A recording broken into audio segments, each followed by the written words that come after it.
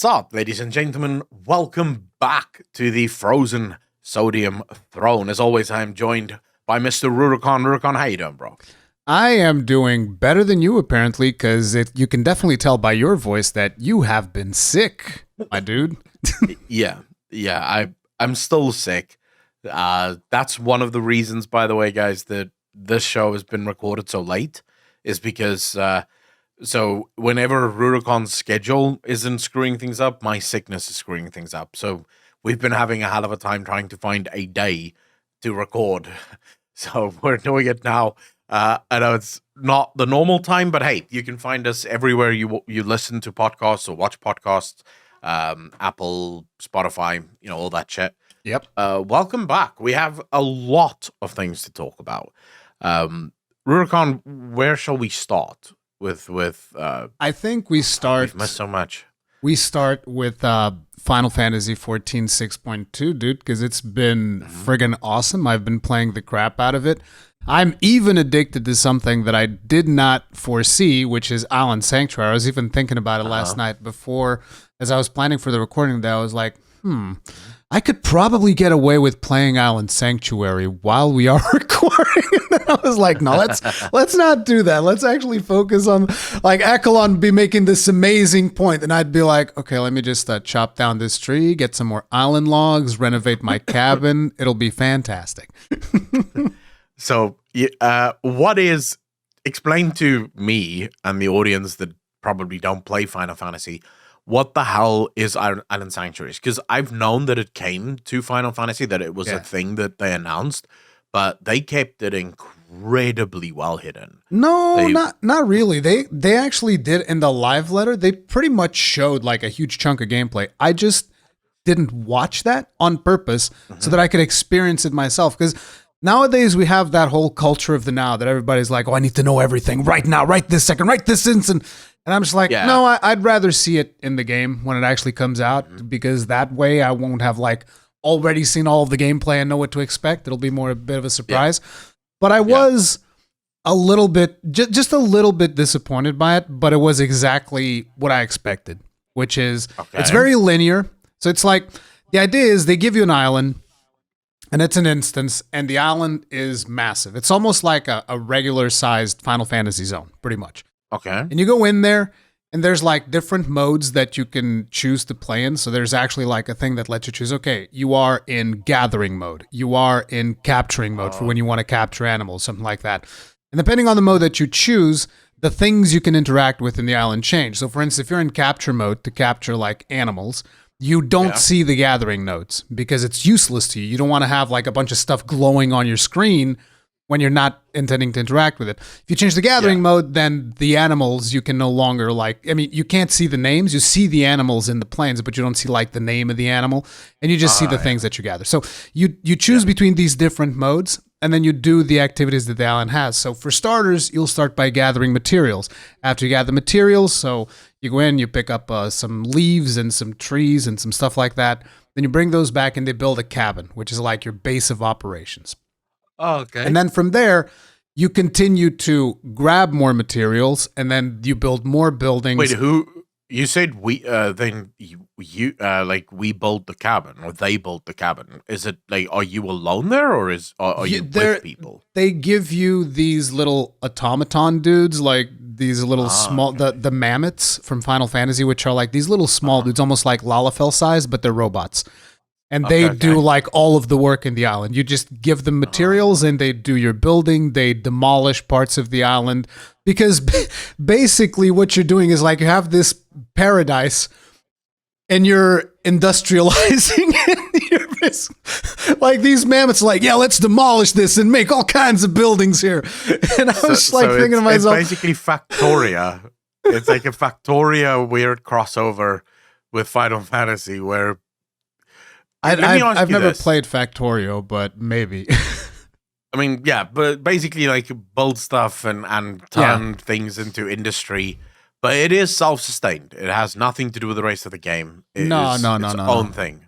No. It even has like its own currency. So I think that there are there are definitely things that you can take from the island and sell.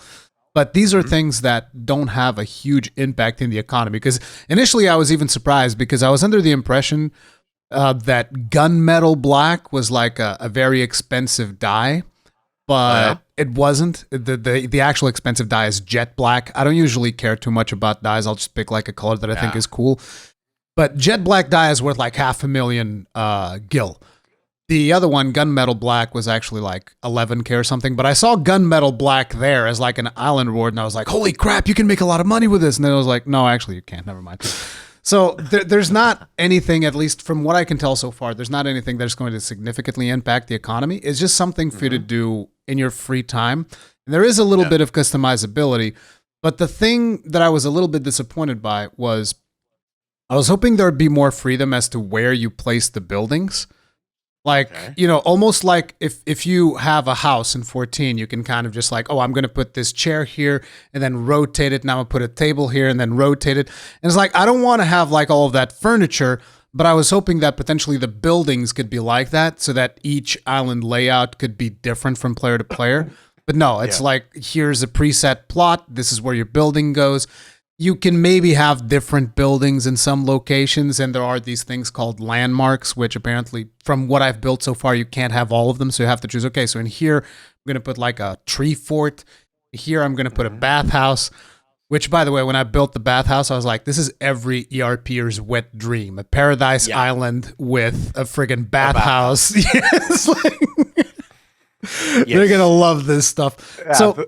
The island, you can invite people to your island, right? Yes. I think you can have up to 16 people in your island. So yeah, you can do a lot of stuff with that. But the island sanctuary I thought was interesting, but it's not really something that in the long term I'm going to be like spending a lot of time into. But I can see a lot of people spending time into it because I mean, after all, I'm also not the kind of guy that would play Animal Crossing. Like I played a little bit of it.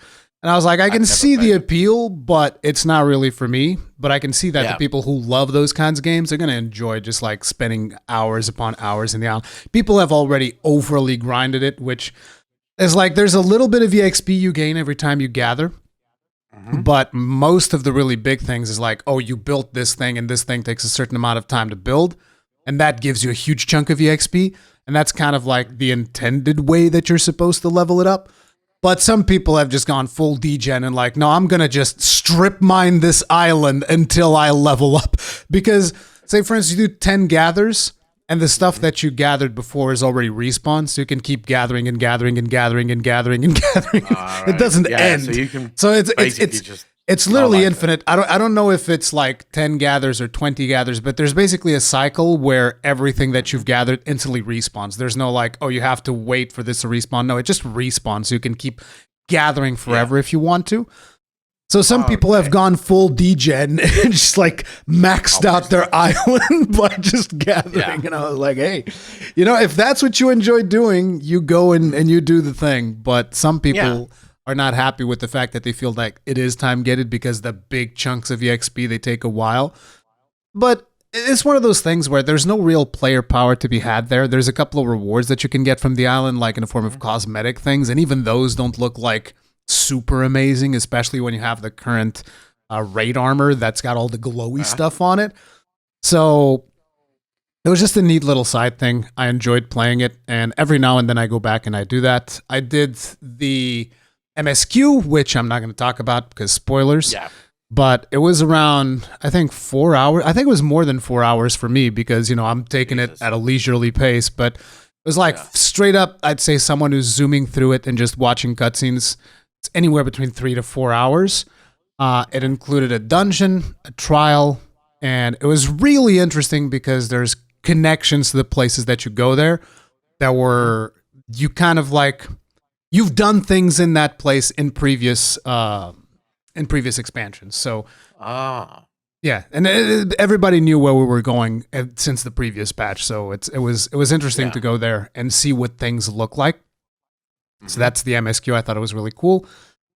And then we have the raids, which normal raids are usually pretty easy. I went in, we did the raid. There was one particular mechanic that I was a little bit confused by, which is in the second boss of this tier.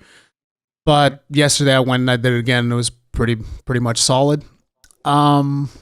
The really cool thing about raids this time around, as someone who did the previous tier of raids in Savage, is that I did not like the soundtrack of the first 3 fights of the previous raid tier. Because it's this very piano, organ, like very classic type of music. And I was like, yeah, I get it. It's cool to listen to once. But as someone who was doing Savage repeatedly, I had to turn it off. I don't think I'm going to have to do this tier because the music is friggin' awesome. I friggin' loved it. I thought it was amazing. It's Soren, right? He's the guy that does the music. Soken, yeah. Soken. And I mean, the dude is a fucking genius. Yes. Like I'm nowhere near, by the way, for anyone that's watching this thinking, so Accolonn, when are you going to play this? In about 10 years, probably, at the speed that I level, 10 years max or minimum. I'm still 2 tiers away, or 2 patches away from Shadowbringers. Then I have to finish that, and then only can I get Endwalker. So the thing is, when you get the Shadowbringers, you're not going to be able to stop, because Stormblood, you're actually about to get into the best part of Stormblood, which to me was the post patches. Because Stormblood's all right, but like the post patches were the best content in Stormblood for me. I'll be honest, I loved everything with Stormblood so far. Like, I have been just in awe of Stormblood. Even the leveling, like the thing that everyone sort of complained about being too slow, as someone that's a freak for world building, that was fucking great. It's one of the reasons I loved ARR so much, is because of that just over-reliance on world building, and not so much just the narrative, whereas Heavensward is full-blown narrative, right? They're just going ball-to-the-wall story, because basically the whole world of Heavensward is already built in ARR. You just see sort of the conclusion of all of the things that you've already known in ARR happen in Heavensward. Now, Stormblood, to me, was the same thing, and I think Shadowbringers is probably going to bring a lot of conclusions to some of the things that was already started in Stormblood, but I've been loving it. And I will admit, yes, as good as the MSQ was, the patch MSQ is better. The 3 patches that I've done so far was incredible. The raid is fucking phenomenal. I haven't finished the raid yet. I have 1 wing left on the raid. I'll probably do that off stream. Just because doing it on stream is a bit that's boring. Omega, right? Yeah, it's Omega. Yes. Yeah. Yeah. All I know is people told me, do not move into Shadowbringers before you finished Omega. Like, you have to at least finish Omega, because apparently there is, like with Heavensward's, I don't think they were talking about Shadowbringers. They're probably talking about Endwalker. Or maybe Endwalker, but I know people have told me, don't move on until you've at least finished the raids. So that you know those stories. But I wanted to get back to sort of the island expedition discussion, or the island sanctuaries. Yes. This is why Yoshi P is a fucking genius. Because what you described on that island, I will probably never play. I'll go try it out, but I won't play it. It's not my type of game. It's not the thing that I like. But there are, as you said, people that love shit like this. Yeah. And that's what makes him a fucking genius. Unlike Blizzard and Ian, that keeps trying to develop things where everyone has to partake, he goes, no, I'll develop this shit. There's someone that's going to like this, and that's all that matters, right? As long as there is some people that like this, I'm fucking happy with it. Did you see the Preach video? Like, Preach got into it. Preach is friggin' hooked on time. And he was the one saying, like, oh yeah, I don't care about this content, whatever, but. The thing that hooked him was the shinies. So very much like, you know how there's Pokemon of like different color and stuff, the shinies, right? So some of the animals in the island, they have like a different color to them. So basically there's shinies in the island. So people who are capturing animals, they're like, oh, I need the shinies. I haven't caught a single shiny, but I have seen them. I've seen the shinies. And here's an interesting thing that I've noticed from the video from Zepla, which is Zepla was saying, and this is not a criticism towards Zepla, this is just something more of like the community as a whole. You know the whole argument that people bring up sometimes, players will optimize the fun out of a video game? So I saw the video from Zepla about Island Sanctuary, and she was saying like, oh, I ran out of things to do too fast.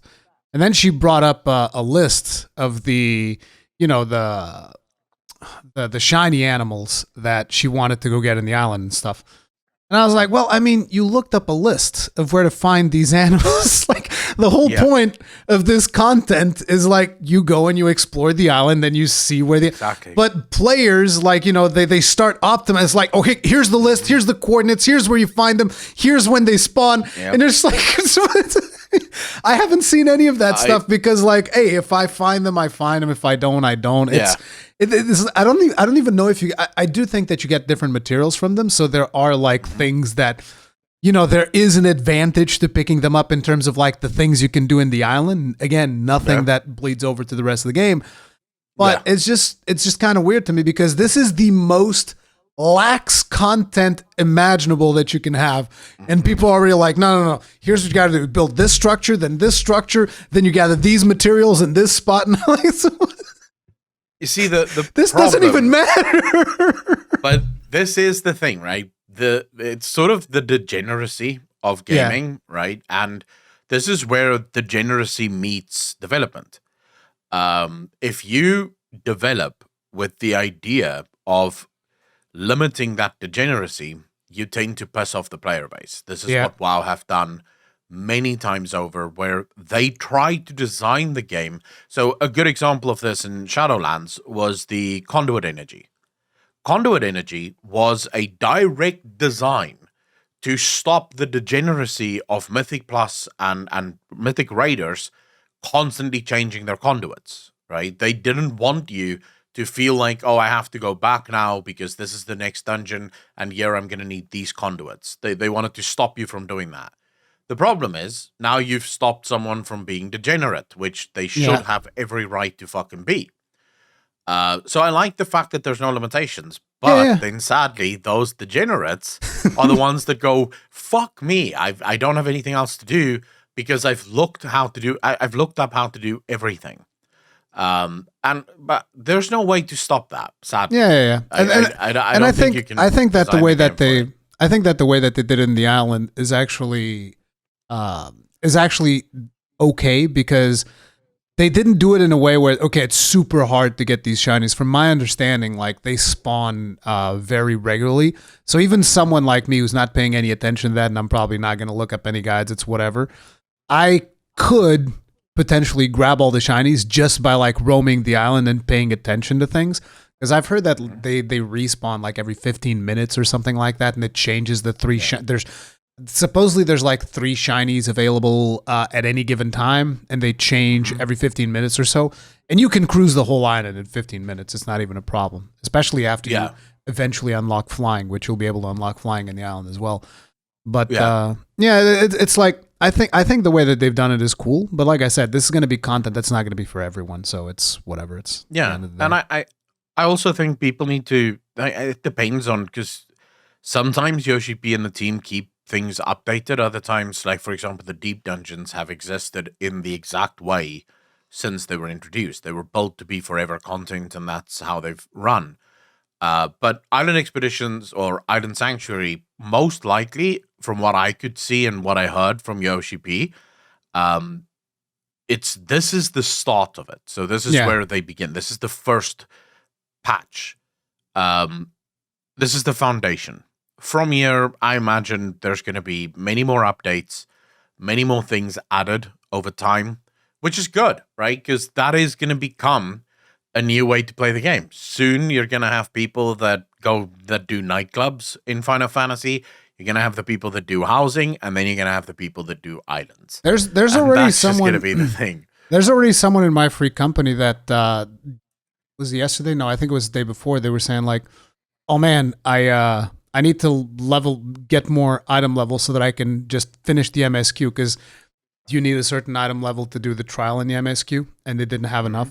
It's like, oh, I need to get more item level so that I can finish the MSQ and then never touch it again and go back to my island. They just want to go back to the island. It's like, oh my god! Just want to go farm and plant things and do whatever. Hey, but it works, right? And it's just another reason for a lot of people to leave WoW, Star Wars: The Old Republic, Guild Wars 2, and move over to Final Fantasy, because The game already offers so many enticing activities for a lot of gamers that I'm going to be honest with you. If Blizzard doesn't pull out their finger soon, they might lose a lot more of the casual player base than what they had during the Great Exodus last year. Yeah. Because there's just more and more things. So I literally sat and thought about this yesterday. If you're an RPer in World of Warcraft, everything you do is by your imagination, right? Because there is no Blizzard itself, like World of Warcraft, gives you zero tools to actually RP in the game. You do not have a house. You can't build a fucking house. You do not have nightclubs or anything like that. I'm actually wondering. You have to imagine them. Like, when was the last time that World of Warcraft added like a new emote for races? No, I don't think. I think only when it came. When they added emotes literally at the start, and they probably added a few more over the course of time. But I don't think. Like, you constantly get emotes in the form of like quest rewards. Even yesterday, like we were just hanging out in the FC house because we had been doing the raids and whatnot, and one of my FC members just pulls out an emote that I hadn't seen and is like, "Oh yeah, you missed out. It was during event X, and I didn't do a certain event or whatever, so I didn't have this emote." And again, in-game reward. Like, there's also a bunch of emotes that you can get at the store and stuff. This is like an in-game reward, like something super simple, which is basically like a character goes like this, as if they're presenting something to the side. Because I was dancing, so he comes next to me and there's like playing, and then there's like glowy stuff where his hands are. So it's almost like, here's Rurikhan. And it's like, it's little things like that enable those types of activities more. And, like we were saying, Blizzard they don't do them. They don't pay attention to that stuff. So because they've forgotten that gaming is more than just raids and dungeons. Yeah. Sure, you must have raids and you must have dungeons. Almost every other game learned that the very fucking hard way. Star Wars: Old Republic launched to massive acclaim. People loved it. Got to max level, said, "What am I supposed to do? Where's PvP? The dungeons I think and the PvP raids?" was the big thing back then on that game. At least there's supposed to be these big PvP encounters. I don't even remember. I just know that they had almost zero in-game content. Like, I mean, competitive in-game content. Because I think I remember that because I was with TGN at the time, and we ended up fighting Swifties Guild. I think Dara McTire or whatever. We were fighting them for a while. I mean, fighting them as in like it was an organized event where we were doing PvP stuff. But yeah. Elder Scrolls Online, same thing. They had this giant dream of building this PvP-focused end game, and people got there and they were like, "Where's the dungeons? Where's the fucking raids?" I mean, sure, some people like PvP, but I don't. So I think that's fine. You have to focus on those things, but the majority of your audience aren't those things. The majority of your audience want casual shit. So Blizzard is gonna have to wake the fuck up. I don't think the excuse from Ian where, we would love to do housing, but it would just take too much time. And would you rather have one fewer raid tier and housing or the raid tier? I think the fucking housing. There's a lot of people that would choose the housing. Not me, but there's a lot of people that would choose the housing. I think the majority of people would choose the housing if they spoke. Because so if we break it down, you can go onto Warcraft logs and you can look at the amount of people that have cleared normal raid, right? A full clear on normal raid. And in order to ensure that you don't get all of the people that boosted, you just go 90% out, right? So that would be people that know what the fuck they're doing and they did clear it. The numbers are low, really low. Even if you go with 50 percentile, the numbers are stupidly low. We're talking about, I think it was 183,000 people that completed the normal raid. So even if World of Warcraft sits on, say, 1 million players, that still leaves 800,000 players that didn't touch the raid. They went nowhere near that raid. And before people go, but they maybe didn't log, all you need is one person in your group to fucking log, and it logs everyone. It doesn't just log the person that has the log installed. It will log everyone. And are you telling me that there are hundreds of thousands of groups that run without raid logging? Bullshit. Every group will at least have one person, Yeah. or virtually every group will have one person that is logging the raid, and that means everyone counts.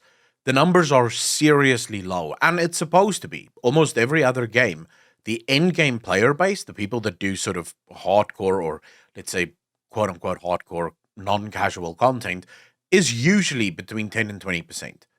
The 80% of the player base are usually the casual player base. I'm actually wondering, like, there must be a website that also tracks the 14 data, which I haven't looked it up.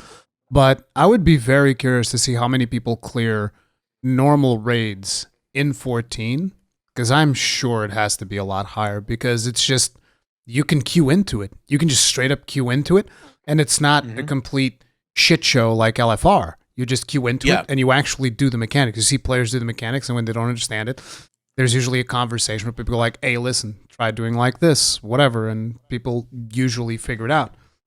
But yeah, I think normal, but also with Final Fantasy, you have to know your super casual players, in other words, the glamour guys, the people that do glamour and housing and shit like that. Listen, let me tell you something. Let me tell you a secret, for the okay? glams, right? No, let me tell you a secret. The people who do glams in 14, they're the most hardcore players in the whole. Okay. Yeah, I do not agree. No, if you're playing a game just for fucking gear, not even gear with stats, you're playing it for the looks. Haven't you seen to wear the nice clothes? Fuck that, you're a casual. Haven't you seen the Pint video where he talks about it and he's like, "Oh, you see, here is the ultimate form of the fight." Someone is doing glamour and interior decoration and all of these things.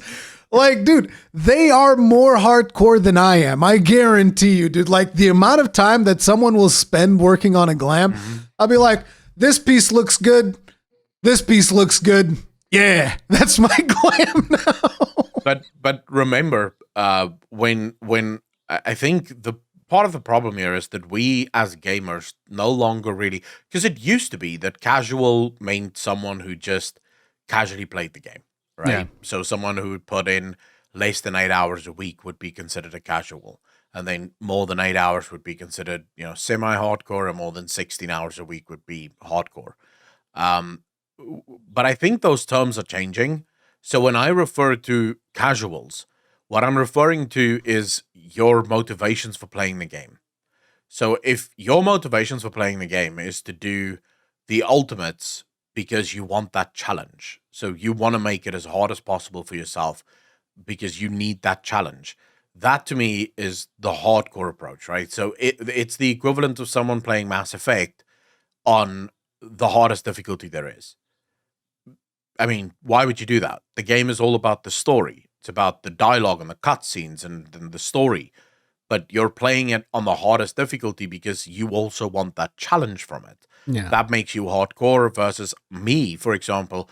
I'm a very casual Mass Effect player. It's important to. I'm sorry. I just wanted to mention that. I think it's also important to mention that in the past, casual was a term that was used in a very derogatory term. I mean, even now, a lot of times, like, what are you, casual? Come on.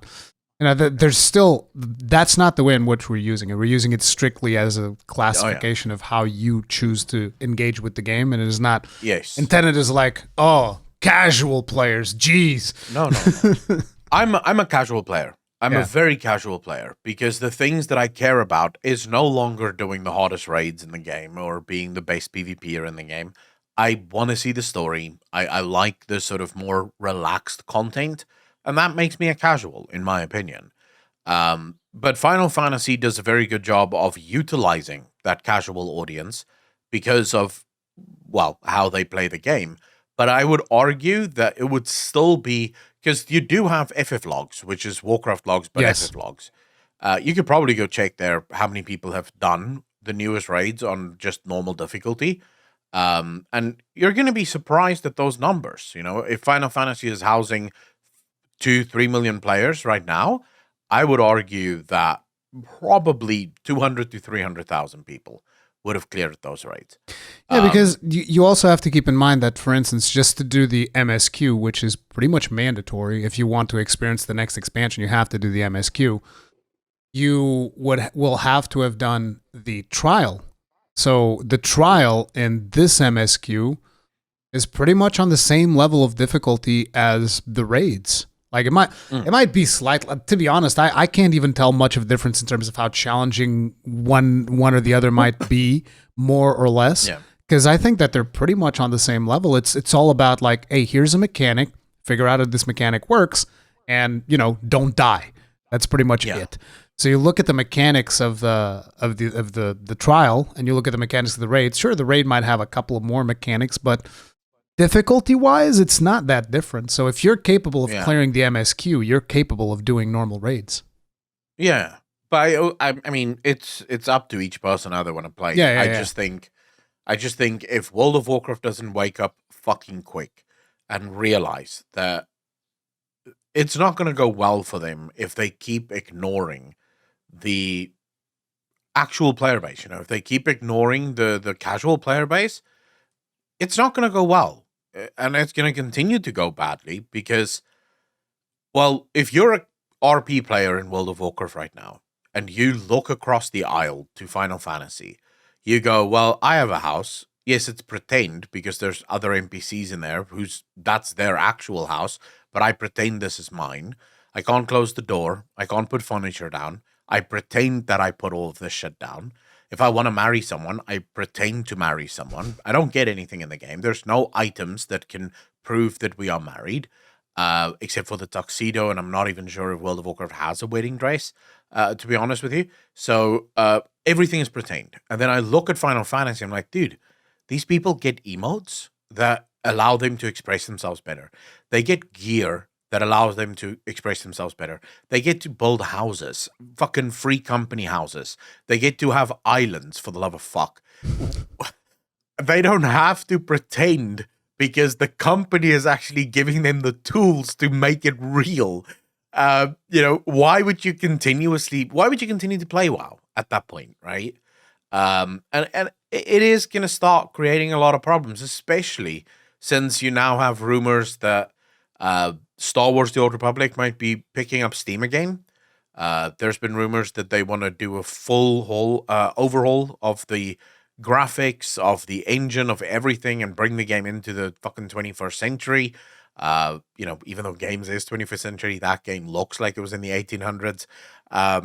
So all of these companies or all of these games are realizing that, WoW is, and I think this is it. For the last decade, 2 decades, WoW have looked like the unbeatable machine.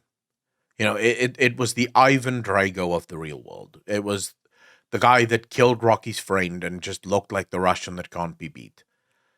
And when Final Fantasy took that chunk last year out of WoW, I think a lot of the sort of close games, so your Star Wars The Old Republic, your Guild Wars 2, and your ESOs, they started looking at this and saying, wait, the king does bleed. Yeah. There's blood there. We can go for the fucking jugular. We can get these players. So WoW is in for a fucking treat, and they're gonna have to pick up Steam. But ultimately, otherwise they're gonna lose a lot of players. Ultimately, this is going to end up being like we've talked about. I feel like in the past, this is going to end up being very good for the player base as a whole because there's more choices, there's more reason for them to put in more effort and do all of these things, which I think is a good thing. And there was I don't remember who it was, but I've seen a podcast recently where someone, I think it was something with Josh Strife Hayes. He was talking to someone, I forget who it was, and there was this thing about, which one do you think is going to be the next big MMO? And the person just answered, I think it already exists. It's, because that's kind of like the whole thing. These games have been working, for long periods of time, and some portion of a player base is there. And if they just refine the way that the game plays enough, players will come, which I think is very important for a lot of these companies to have like a clear path for the new player. Because, like, for instance, you look at some of the stuff that they've added in patch 6.2, And if I tell you that they literally added things to Heavensward, they polished up stuff in Heavensward. Okay? They're adding, for instance, you've done the Heavensward quests already. Yeah. So you know, and this is not going to be spoilery, don't worry about it. But you know that there are parts of Heavensward where you have like a party, a certain group of people, like a certain lady with white hair, a certain dude with a lance. Like you're all in a party and you're out, not investigating, but you're going like on a journey, whatever. And then there's dungeons that you do along the way. Except when you do those dungeons, what happens? You queue in, 3 other players come in, boom, boom, boom. New players now can actually go into those dungeons with that lance dude, with ice hair lady, all of this stuff. And you go in and you do the dungeon with them in your party. That is what they're doing to an expansion that came out in like, 2015 or something like that?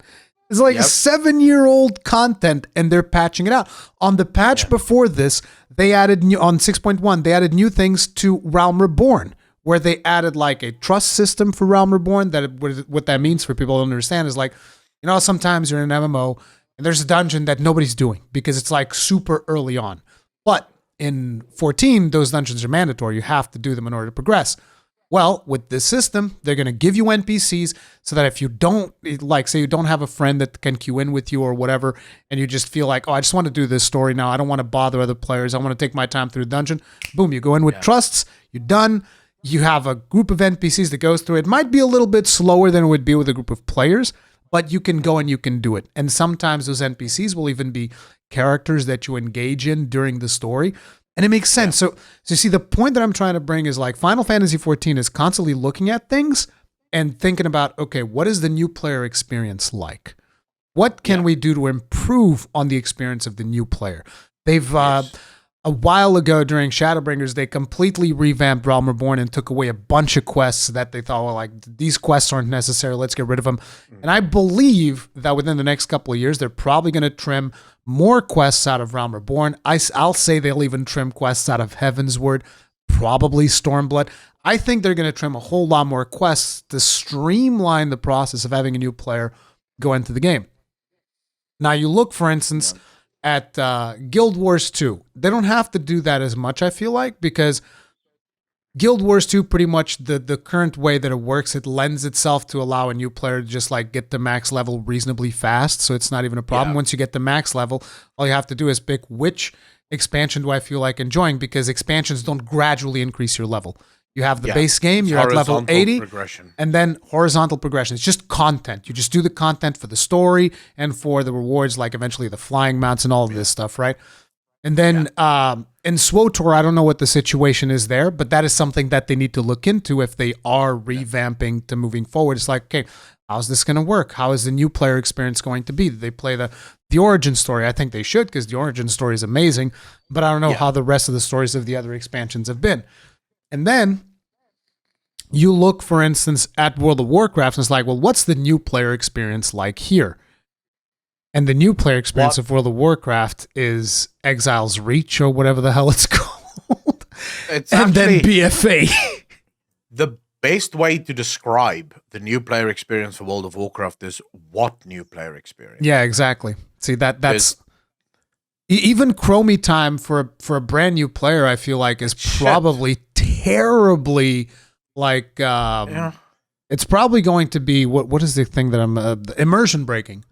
Because like, oh yeah, there's this gnome and he sent me back through time and then she kicked me out at level 58 or whatever. I didn't even get to finish the story. It's so weird. And that is the thing that they need to sort out. They need to figure out, okay, what do we want the new player experience to be like? And I think that whatever that new experience player is, it needs to include like the original stories of World of Warcraft. Like it needs to include the story about Blackrock Mountain, Molten Core, all of these things that players have experienced before. You know, Burning Crusade, Illidan, friggin' Arthas, Wrath of the Lich King. It's just, I don't know where they go after Wrath of the Lich King, though, to be honest, because I don't know. I barely know what happened after that. But the thing that people need to remember, and the only reason I say this is I've made videos like this before, and it seems like people don't know what new player experience means. new player experience doesn't simply refer to is it fun? Exactly. Is it fun? Fuck knows. Anything can be fun for anyone. It depends on who the person is. New player experience refers to when the player finishes this experience. So the player have had their intro experience with the game. Are they aware of what this game is about? Are they aware of the underlying story of this game? Now, what is the new player experience for a player playing Call of Duty? Well, basically, it all boils down to how good is the tutorial. Did the tutorial tell you to hit your mouse button to shoot, and did it tell you to hit the other one to fucking aim? If it did that, it was a good new player experience, because the game doesn't really have a fucking story. Yeah. But if you have an RPG, the new player experience demands that there is a layer. A basic example I have of this is Witcher 3. So Witcher 3 has, like every game, a 1 and a 2 that came before it. So what's the new player experience like for Witcher 3? Brilliant. Why?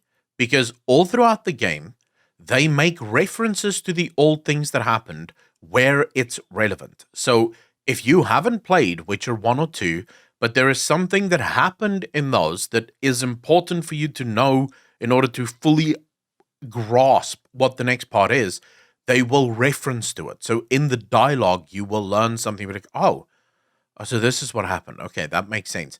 That's new player experience, right? That is building that experience and making sure that that experience makes sense.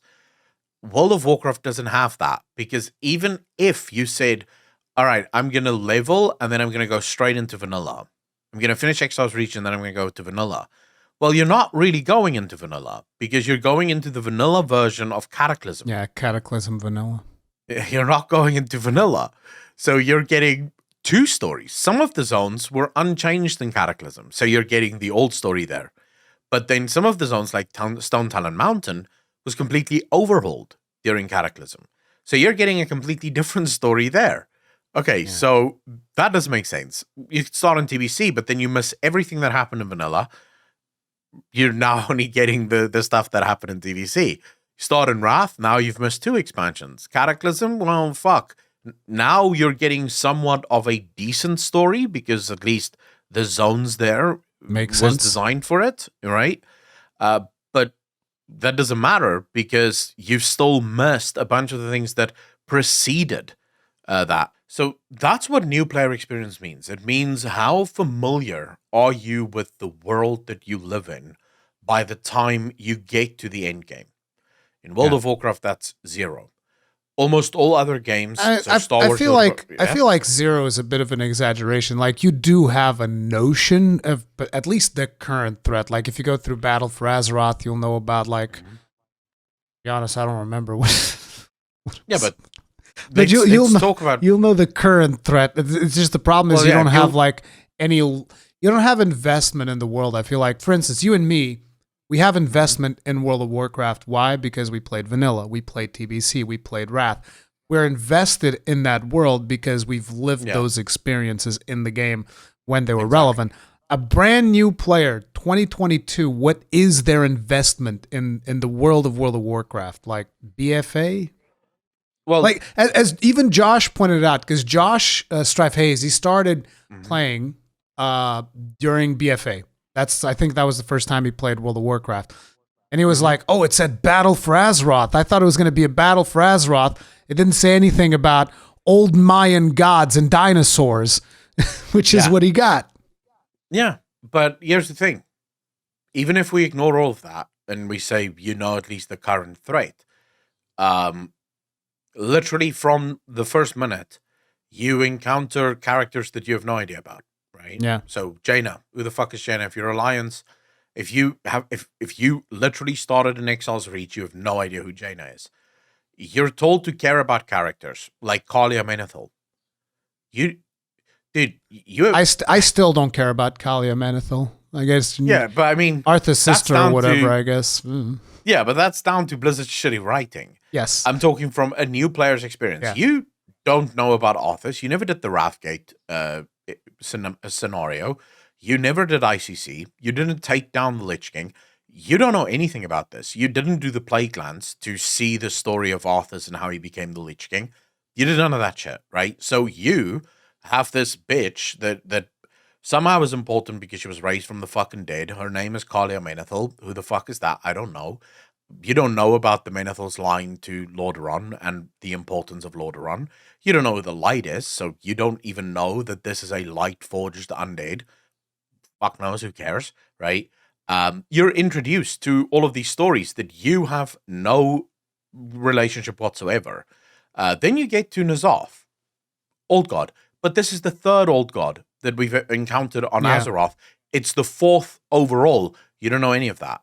Because not even in that story do they at least make mention to Cthulhu, or make mention to Yogg-Saron, or make mention to Yisaraj. Like, none of that.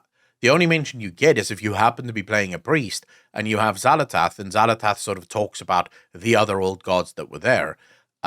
You have no idea about any of this shit, right? So the problem is there is no new player experience, which means a new player is almost never going to have the same connection to the story, or the game for that matter, that someone that played it from the beginning, especially someone that played it from Warcraft.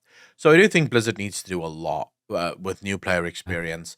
But even if they didn't, the one thing that Blizzard needs to wake up about is casual content. And I don't mean the casual bad fucking, noob content. I mean casual content as in something for people to do that isn't just raids and dungeons. It's a good step with Dragonflight.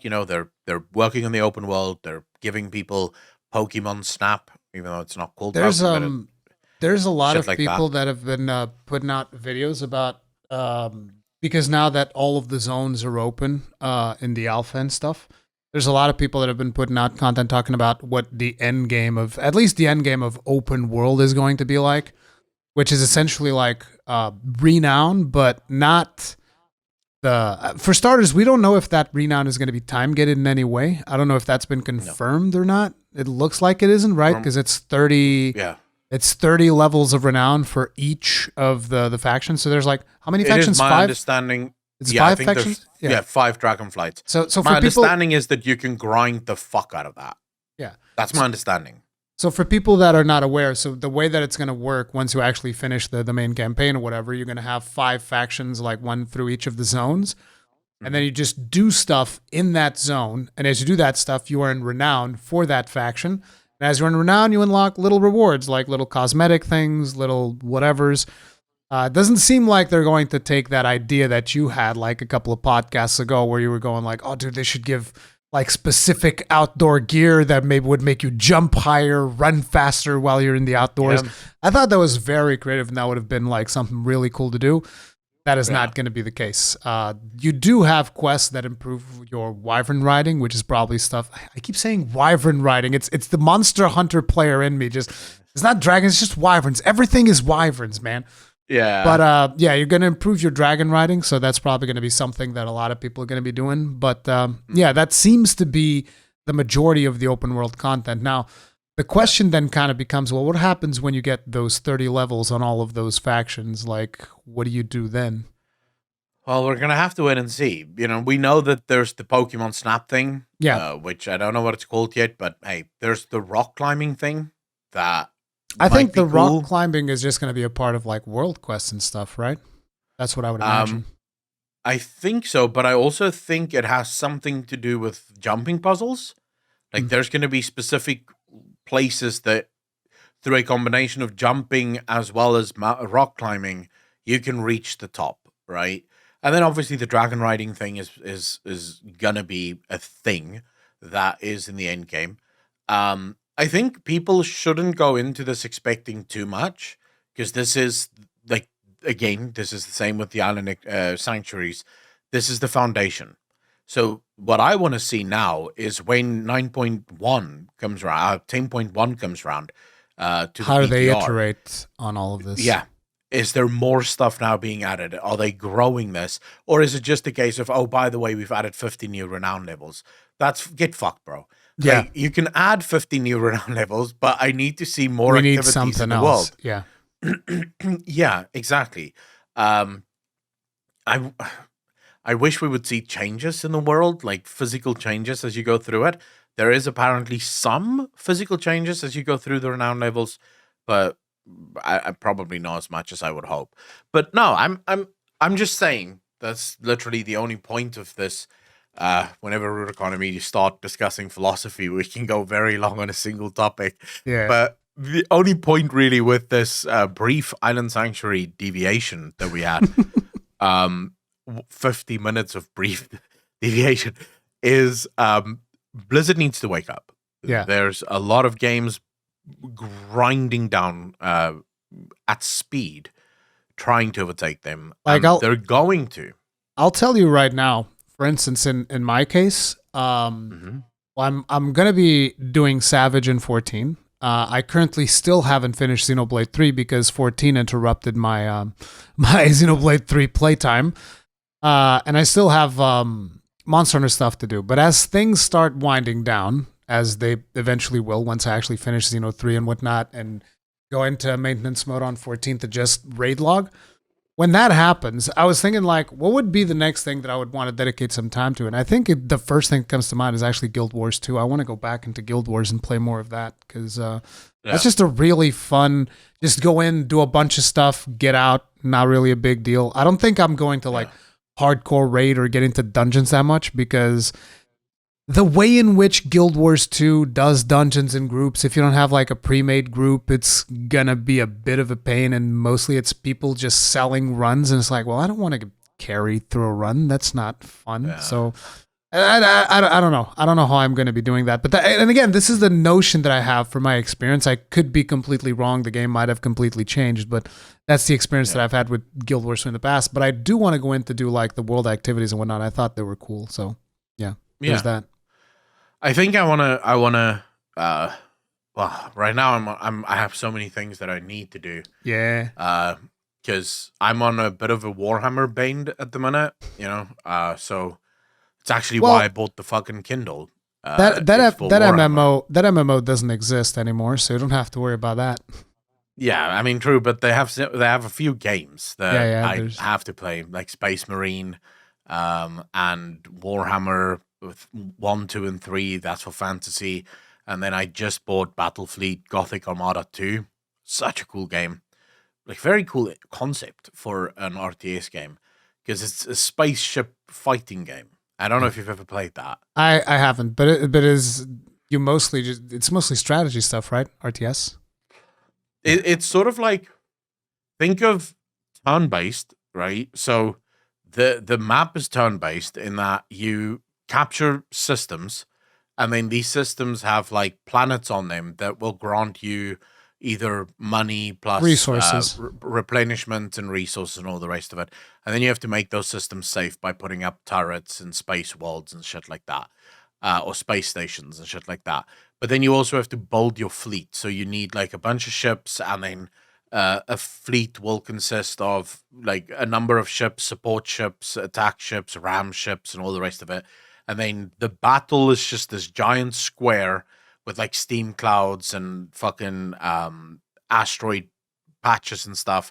And you have to think on your feet. It's a bit of a chess game, but in real time. Yeah. So you have to like put your fighters in such a way that they can ram and they can catch the enemy unaware, and maybe try to coax the enemy into an ambush of some kind. So it's an interesting concept of a game. And then of course I have Dawn of War that I'm playing. So yeah, there's so many games that and Divinity Original Sin. Dawn of War, it's all about the rocket troops, man. It's all about I remember when Dawn of War came out, I would play multiplayer with my friends, and they'd be like all making these, oh, I'm gonna get a dreadnought and all these big units. I'm just like, bruh, Space Marines with rocket troopers. And so they'd be coming into my troops, like all with these big heavy dudes, and you just see like a barrage of missiles and everything would explode. And I was like, yep, that's the way that it goes. Yeah, I will admit the game is imbalanced. You can see that the game is really old. It is very imbalanced because you don't really have much to take down tanks other than your Space Marines with their fucking rockets. But the later the game goes, the more vehicles you fight. And then your Space Marines with the rockets just fucking ruin life. Yeah. for everything. Like a tank stands in front of you. This is a big boy tank. One group of Space Marines just nukes the living fuck out of that thing in 2 seconds. And it's Listen, like, oh, never mind. I had so many rockets that in one multiplayer match, my friend got disconnected because of the amount of projectiles on screen. Jesus. This was old times, man. Like computers were not as powerful as they are now. So it's like computers couldn't handle the amount of projectile rockets coming in. Yeah. But yeah, I mean, that's what I'm playing currently, but I do want to play Guild Wars 2. I've said I want to play Guild Wars 2. Want to get back into Star Wars: The Old Republic, but first I think I'm gonna go back to Final Fantasy. You need to finish Fantasy, that. dude. Yeah, I think it's been long enough now. I have to do a concerted effort to get that shit done, and then I can probably focus on listen, other games. When you get the Shadowbringers, it's no longer going to be, oh, I have to make a concern. It's more like, what just happened? That's going to be you. I'm really looking forward to it, dude. I'm really looking forward to it. Yeah. Because everyone else is having fun in Endwalker, and I'm still fucking stuck. I can't watch any of the live letters or anything because Yeah, they have spoilers and stuff. Yeah. Anyway. Yeah. Considering that we talked a whole bunch about World of Warcraft, we can get into some of these topics from Max's interview. We haven't really watched Max's interview yet because this came out, yesterday? Yeah, it came out 12 hours ago. So yeah, it came out 12 hours ago, and I was doing Island Sanctuary. Accolonn was busy being sick, so we haven't had a chance to watch it yet. But we did catch on the summary and Wowhead, although I do plan on watching that today and then, seeing if there's anything that we'd like to add maybe in the next podcast. And one of the things that, I pulled up a bunch of stuff. One of the things was the raid/Mythic Plus loot discussion, which Wowhead's note of the conclusion of that question was the direction they'd like to move in, absent any specific announcements, is to create better parity between Mythic Plus PvP and raid drops, while helping Mythic Plus specific players to get the best gear in the game. There are just some problems to solve along the way. You said you wanted to talk about this, so I'll give you the lead. All right, so the problem that Blizzard is running into and continues to run into and will once again run into is Blizzard have already said that this time around they want Mythic Plus to drop either on par with Mythic raids or very close to it. And I get their reasoning. The reason is, obviously, as you say, they want Mythic Plus players to be able to get the base gear in the game without feeling forced to do other things. This is the same thing for PvP and the same for raiders. The issue is, wait, so item level isn't everything, especially at that high level. If you're a Mythic raider, sometimes 5 less item level with better secondary stat stats weights is much better than the 5 extra item levels that you're going to get, especially once you get to max gear level, so to speak. So what I've said, and what I will continue to say, is that World of Warcraft needs to make Mythic Plus only gear and Mythic raiding only gear and PvP only gear. The issue is Ian and the team constantly, I didn't even watch the interview, but can guarantee you it's going to go something like this. They don't want to create parallel games in the game. They don't want people to be like, oh, this is PvP and this is raiding and it doesn't feel the same at all. But the game has already been played that way. PvPers, PvP. They don't want to raid. They don't give a fuck. Raiders raid. They don't want to raid. They don't want to do anything else. They want to raid. It's the problem that I have with it is like, imagine a player, and this is going to be like, maybe there's not that many players that do this, but imagine a player that, for instance, okay, I've done some dungeons. Maybe I've done a little bit of Mythic Plus. I want to go do some PvP. You go, like, all of that gear that you've been grinding is effectively useless in PvP. You jump into PvP and you get completely and absolutely destroyed. I mean, not completely useless, but you guys get the idea. PvP has more desirable stats for survivability and stuff like that, while sacrificing a little bit of damage, because surviving in PvP is more important than potentially, the amount of damage that you're dealing. And that becomes fundamentally a bad experience for that player unless he starts so I've played all of these hours, but if I want to engage in this activity, I have to start completely fresh. That doesn't feel good. Now, I don't know. I think that most people don't like the idea of normalized PvP, which is essentially what you have in 14. Like in 14, the PvP is normalized. So your gear effectively doesn't matter. Are you level 30? Okay, you're good to go. You don't have to grind anything. You don't have to do anything. And everything that you get when it comes to PvP is pretty much cosmetic. It's whatever. It's just not really a big deal. It doesn't give you an advantage.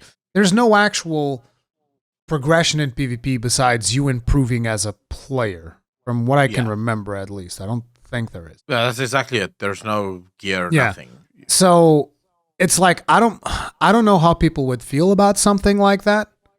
But that is something that I'm curious to hear. Like if you happen to listen to the podcast and you happen to be a PvPer, let me know if this is something that you'd prefer to have things normalized. But I don't think so, because when you go and you watch videos of people PvPing, they want to go and they want to dunk. They want to dunk on people, and you can't dunk on people if things are normalized. The only way to dunk is if you're able to like find some broken combination in the game, and you break the game and you destroy somebody. Like I remember not even that long ago, I saw a video from Swifty where he was just like destroying people like 3v1 with a protection warrior and just like obliterating people left, right, and center. And I was like, all right then, there you go. And I don't know if that is the experience that people are looking for, because I kind of feel like when it comes to PvP, people just want to carry hard. They don't necessarily want a match of exclusively skill. They want to be able to overpower somebody else by, finding a combination of items that is extremely powerful.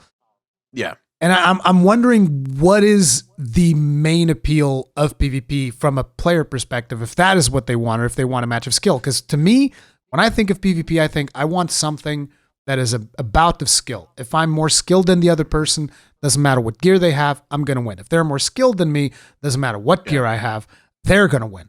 That's the way that I look at PvP, but obviously I don't think that that's the way that a lot of people look at PvP. So it all depends on the setting and the content that you're engaging in. So if you are in battlegrounds, so just normal battlegrounds, this is where most PvPers go to stomp. They want to feel powerful. They want to feel that big dick energy. They go in there and they kill 20 people whilst barely even losing health, right? It makes them feel like a god because they've worked for it. They have the gear to show for it. And that's fun. But a lot of PvPers will find that skill that you're talking about, that skill-based matchup. They'll find that in the arena, which is where, they go to test their skill. Now, the problem with World of Warcraft, and Blizzard have tried this in the past, the normalized gear option, where everyone's item level would effectively be the same regardless. It did not go over well. And the reason for it is World of Warcraft at its core is an incredibly technical game. From the gearing that we do, if you look at the gearing, if you compare World of Warcraft's gearing to Final Fantasy's gearing is like the equivalent of a kid drawing with crayons if you compare it to WoW. Like there are websites dedicated. Ask Mr. Robot is dedicated to telling a player what is the best items that they could possibly fucking have. Because it's not straightforward, because it all depends on if you have too much haste and not enough crit. More haste, even though it's your top stat, probably not the best because you don't have enough crit. So you're going to have to balance that out with a couple of crit pieces so that you at least get to 20% crit, because that's when your class really starts to shine. These are things that Final Fantasy didn't have. It's never had that. If you look at the gear, you know what the base gear is in Final Fantasy right from the start. And I mean, if you want to know the actual best gear, there's BIS listings in the Balance Discord as well for every single class when it comes to 14. It's not as linear as you're making it out to be, because skill speed affects how often you get to cast certain skills, which then, depending on your rotation, is going to affect like how neatly your skills are going to line up. Because you have some the vendor that sells the gear literally sells just the pieces that you can wear. Because there's multiple vendors. So there's a raid vendor for raid gear. There's the Savage version of said gear. There is Tombstone gear, and there is crafted gear, and all of these are going to have different stats for every single class. And so depending on the class that you are playing, most of the time it's going to be crit. Everybody's going to want as much crit as possible. It's just like straight up crit meta. But your secondary stat can change. For some classes, it's going to be direct hit, which is a different form of crit, basically. or it might be determination, or you might need a certain amount of skill speed to reach a certain global cooldown, because skill speed affects your global cooldown, and your global cooldown, then depending on the rotation that you are doing, you're going to need to be okay. You can, for this particular rotation, you play at 244 global cooldown. So you have to at least have enough skill speed to get to 244, or enough skill speed that when you eat your food, it's then going to put you at that threshold. So it's not like you were saying, just like a kid drawn with crayons. There are some calculations there to be made. It is simpler than World of Warcraft due to the fact that there's a lot of World of Warcraft gear that has procs. That's what you don't have in 14. There's no procs in 14. Everything is static. It's like, here's your gear, here's your stats, boom, done. And World of Warcraft's like, here's your gear, and then here's this trinket that's going to triple your damage output all of a sudden. That's why. I mean, so I wasn't trying to be derogative towards Final Fantasy. I prefer Final Fantasy's gearing model. But yeah, and WoW, it's not just gear that have procs and stuff, it's also buffs that you can get. So if you're getting Bloodlust, for example, that's going to change things. So if you're a Warlock and you're at, say, 80% fucking haste, and now you get Bloodlust, that's going to be a damage loss during Bloodlust, because you've now gotten to the point where your global cooldown is faster than the actual hard cap for global cooldown. So you're just wasting you're wasting stats, right? So these are things that you have to take into account. And so World of Warcraft has always been World of Warcraft is more complex, for sure, yes. Yeah, and so this is something that also boils into PvP. It is a complex game. It is about trying to find the loopholes. So, I'm a warrior, and all warriors are told to stack crit. But I figure out how to stack haste and increase my damage by fucking 20% in PvP specifically. A good example of this is a few years ago during World of Draenor, actually. One of the top-ranked paladins in the world figured out how to basically be the top-ranked paladin in the world by all of the other paladins were stacking a mixture of haste and crit. This guy let go of the haste and just did full crits. Now, everyone said, that's not going to help. You're not going to do any damage because you have no haste. I don't know if paladins still work the way, but back then, your haste would also affect the cooldowns of your individual spells. And since paladin, almost everything is on cooldown, haste would help. But for him, it had nothing to do with the damage that he's putting out. It had to do with Word of Glory, the heal. You see, because if Word of Glory crits, it's full health on you or a party member. Like, they get healed to full. So he would just wear out the other side, because he would just constantly fucking Word of Glory, and he became unkillable, right? That's the gaps that WoW players love playing with. So normalizing that gear is almost never going to go over well, because then you remove those gaps, right? You can't play in those gaps. But fundamentally, not normalizing the gear also means that PvP isn't really about skill. Well, that's the way that that's. I mean, there is a certain amount of skill for sure, but no, even in arenas, there's definitely a certain amount of skill. But I mean, it is less about skill and more about like what gear you're able to get and what crazy combination you can kind of find. Yeah, I think the best way to solve this is to go balls to the wall and make gear compartmentalized. So in other words, you have your PvP gear, you have your raiding gear, and you have your Mythic Plus gear. And these things do not really work in other pieces of content. So if you're a Mythic Plus player, your gear is going to be dog shit for raiding, and it's going to be dog shit for PvP. But there would be a way to solve this, and that is through a token system.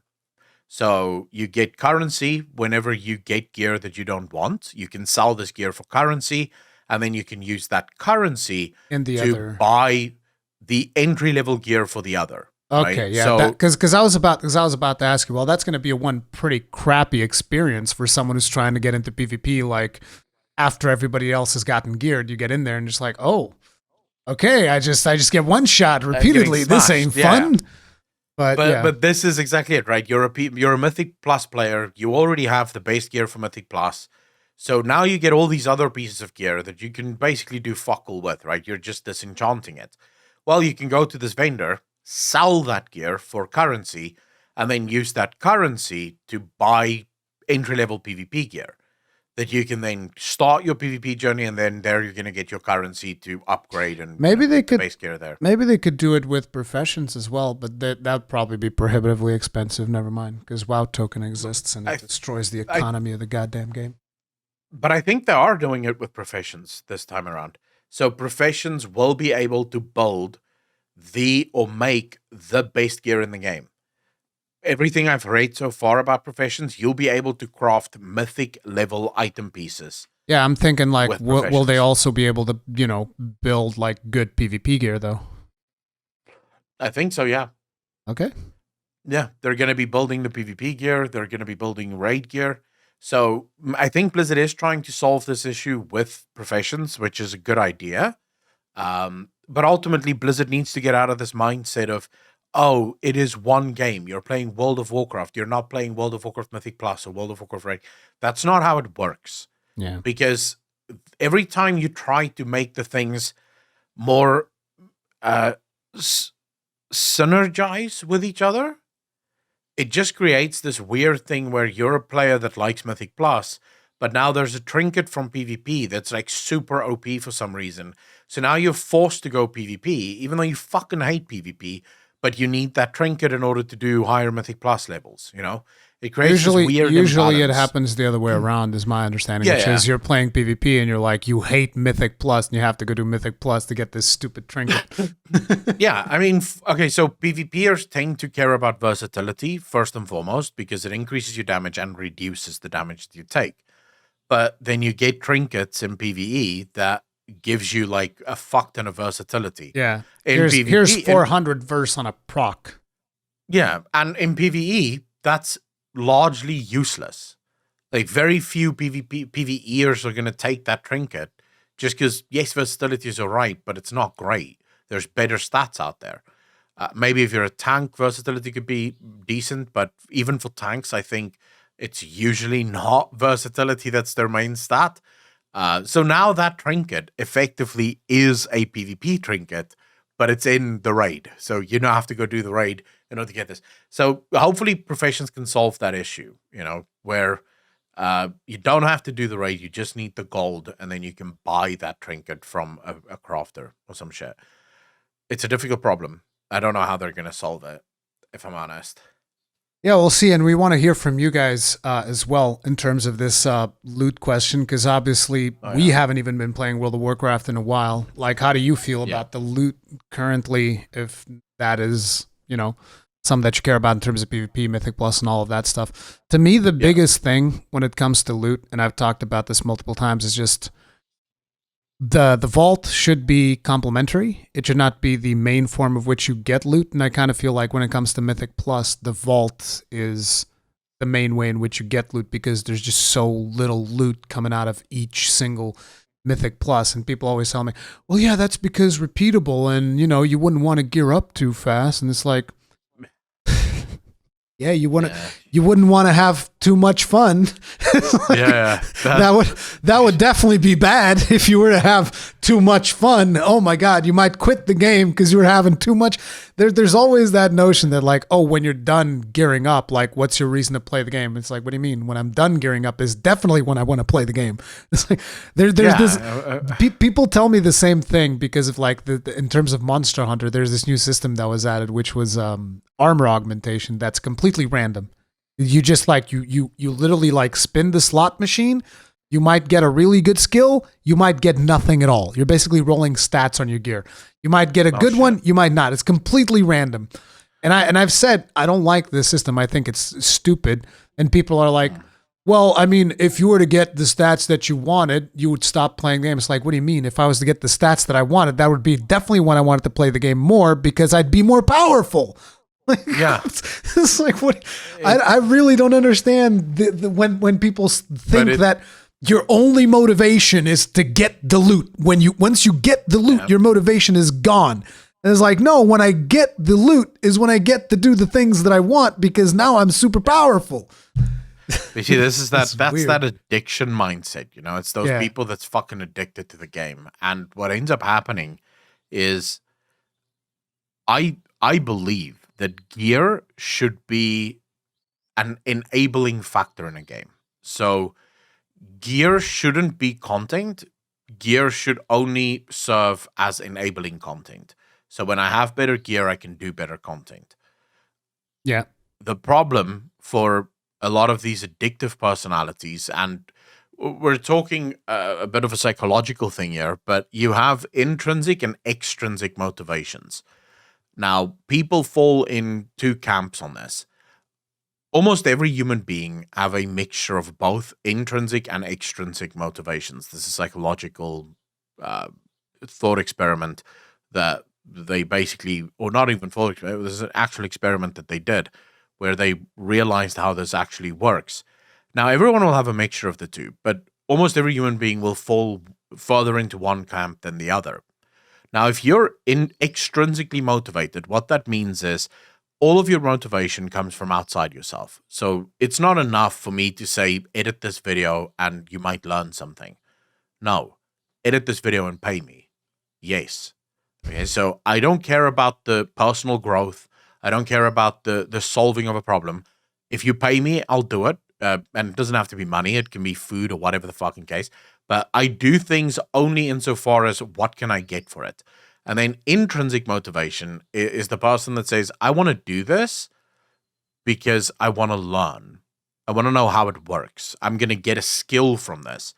Now, the extrinsic people are those that fucking tell you, oh, but you're going to quit if you have all the gear. Yeah, exactly. Because the gear is the thing that motivates them to play the game.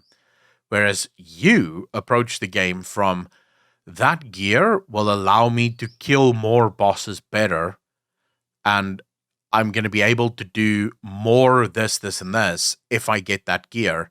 So the gear is not the thing. The gear just enables the thing.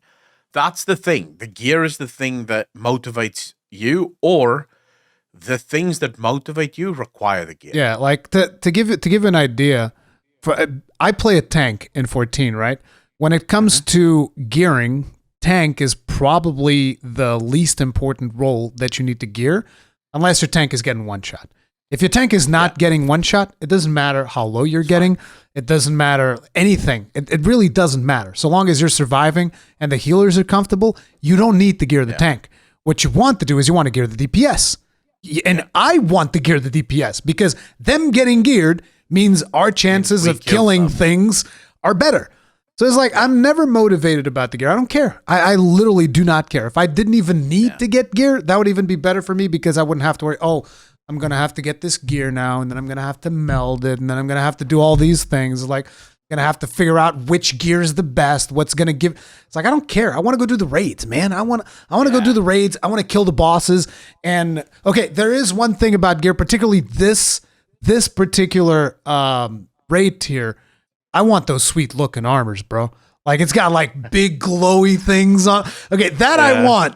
But I want them because they look good, not because of the fact that it's like, oh, it's going to give me more stats. I'm going to be better. It's like, I don't care. You don't even need that many stats to properly do a raid tier, to be honest. But so I am a pretty weird player in that I also don't give a fuck about gear. The only time I start caring about gear is when I know I'm doing everything correctly and I'm ending sort of middle of the pack. Yeah. Then I know, okay, my DPS is now falling off hard. But as long as I'm like in the top 5 of DPS, I don't give a shit what my gear levels are like. That depends on my class, though. I just need to say, but Warlock have always historically been in the top 5. Overpowered. So when I'm falling, is what you're going for. Yes. Well, obviously, because Warlock really is the only class that matters. As long as the Warlocks are good, bro, we good. The game is perfectly balanced. Yes.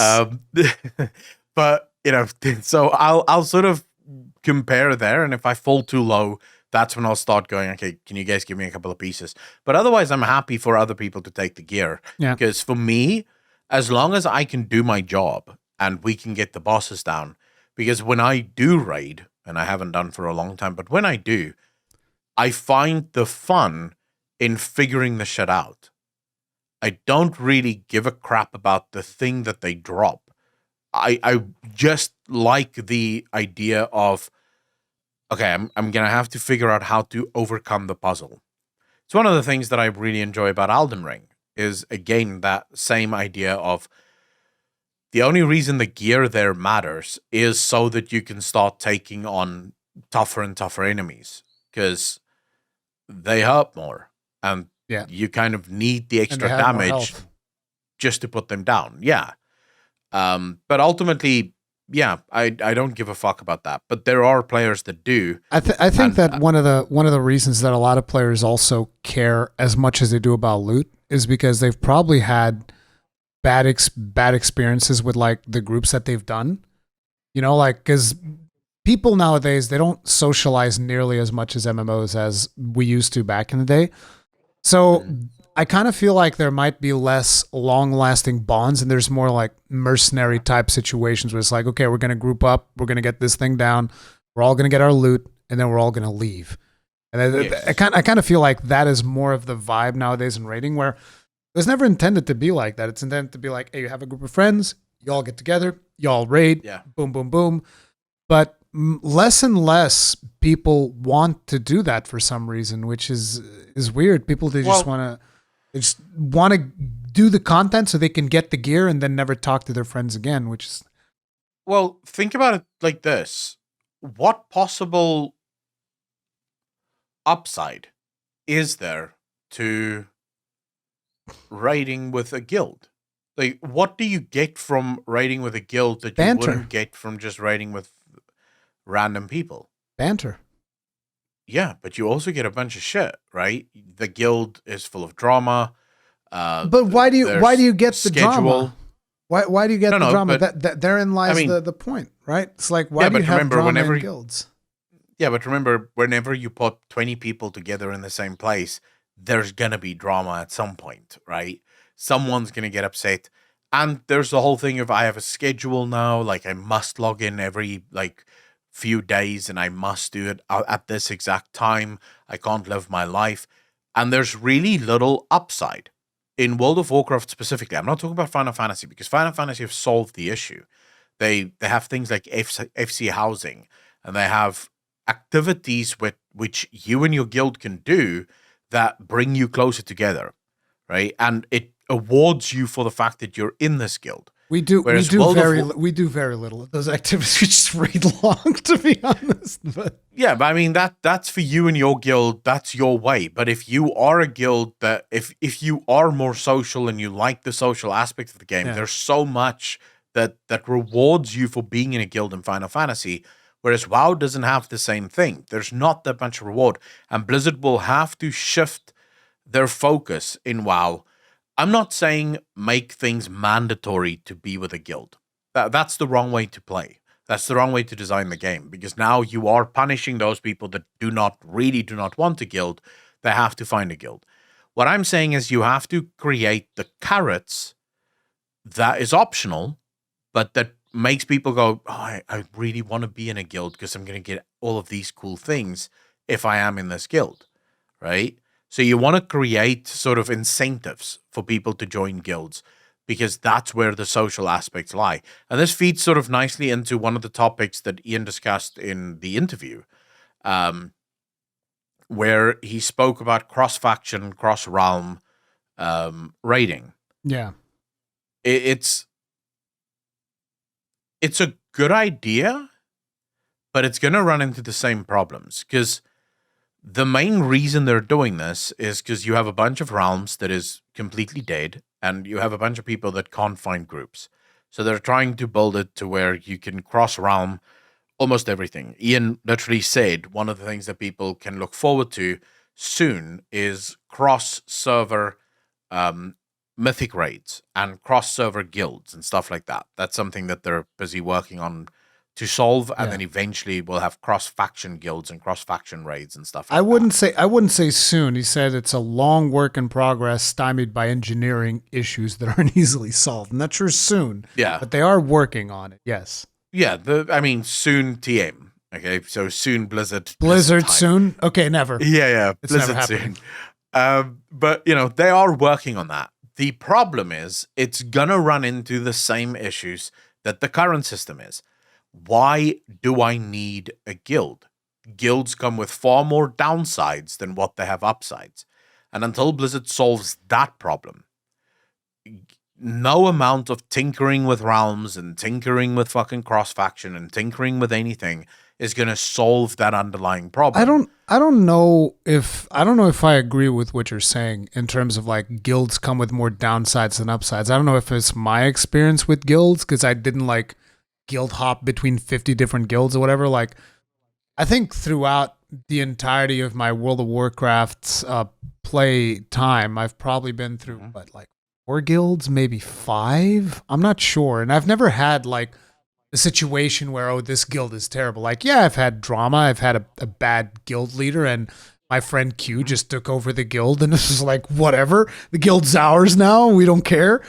But it's like, there hasn't really been a drama situation where it's like, oh my God, this drama was so bad, I never want to join another guild again. Like, that has never happened to me. And I don't know if I've just been extremely lucky because, like, you know, I just look at the guilds that are, at least I remember back when I was applying to guilds, I would look, okay, what is this guild doing?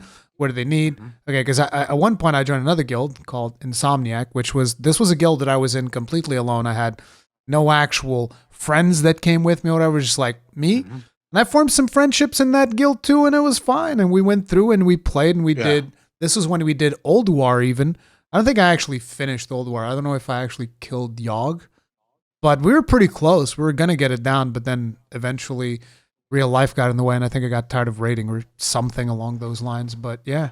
I've always been in several guilds, and I've ever had the situation where it's like, oh my God, this guild is terrible. I can't believe that this thing happened, which is weird because, you know, you see that stuff happen all the time apparently, but yeah. But I'm not even talking about that level of drama, right? When I say drama, I'm probably using the word wrong. Because what I mean is you said downsides. Okay, so what are the downsides of joining a guild? Okay, let's just take one simple one. Schedule. If you play alone, you can play whenever the fuck you want, right? So it's a Friday night. I'm not going out tonight. I'll go pug a raid. If you're in a guild, you can't just raid whenever the fuck you feel like it because there's 19 other people that if everyone's just going to raid whenever the fuck they feel like it, you're never raiding. Yeah. Because no one's going to be on at the same time. So now we have a schedule, which now sort of takes it away from just being a game and almost turns it into almost already slightly a bit of a fucking job because I have to be online 3 days a week at this time for this amount of hours, no matter what. Right. And people do this. I used to do this. Yeah. You change things. I'm probably going to start doing that next week, which is when Savage unlocks. Yeah. We do that's Tuesdays, Thursdays, and Sundays from 9:30 until 11:30. It's 2 hours. You see, that's the thing, right? So for example, I remember back in my heyday when I used to raid. The 1 year, my birthday fell on the Thursday. And all of my friends wanted to do a massive birthday party because this was my 21st birthday. Yeah, so you canceled the raid. No. Yeah? I canceled my birthday party. No. I went to the fucking raid. No. Listen, yes. the way that's the thing. You need to find a guild that aligns with, you know, I guess it's easier in 14 because there's 8 of us. So we just go like, hey, listen, this day I can't come. And it's like, okay, well, we don't raid that day. Boom, done. Like, for instance, there's a chance that one of our raiders can't do 2 of the raiding days next week, and it's the starting week of the Savage tier. Guess what? We might not raid 2 days. Yeah. Who cares? But you see, that's the thing. Most people do not have that freedom because most guilds will lose their shit. Now, I canceled my birthday party because I really wanted to fucking raid, and I couldn't give 2 shits about going to my birthday party. I went the next night. And we still had, I still got drunk off my fucking skull, even though it was a day after my actual birthday. But, okay, so that's a downside, right? I have a schedule. Now I raid on a schedule. The schedule is a downside, yes. Yeah. But so what's the upside? But there's an upside there for that, which is like, if you are going in with randoms, you have no idea what you're going to get. It's surprise. It's like, hey, it's surprise time. Yeah. Who's going to die to the mechanic today? It's surprise. True. It's random. However, on your guild, there's going to be an expectation that it's like, hey, we've done this mechanic. We know how to do it. Or we now are learning this mechanic so that after we figure it out, we don't have to learn it again. It's done. Yeah. If you go with a pug, Yeah. you might have to be teaching people that same mechanic every single time. True. Again, that is a downside of not having a guild. But that's still not necessarily an upside of a guild. Because the guild also comes with, you could be bad players in your guild that don't even learn the fucking mechanics ever, right? What I'm saying is, if you want guilds to become something in World of Warcraft again that people actually want to be a part of, you have to incentivize that. You have to give people reasons for wanting to be in a guild.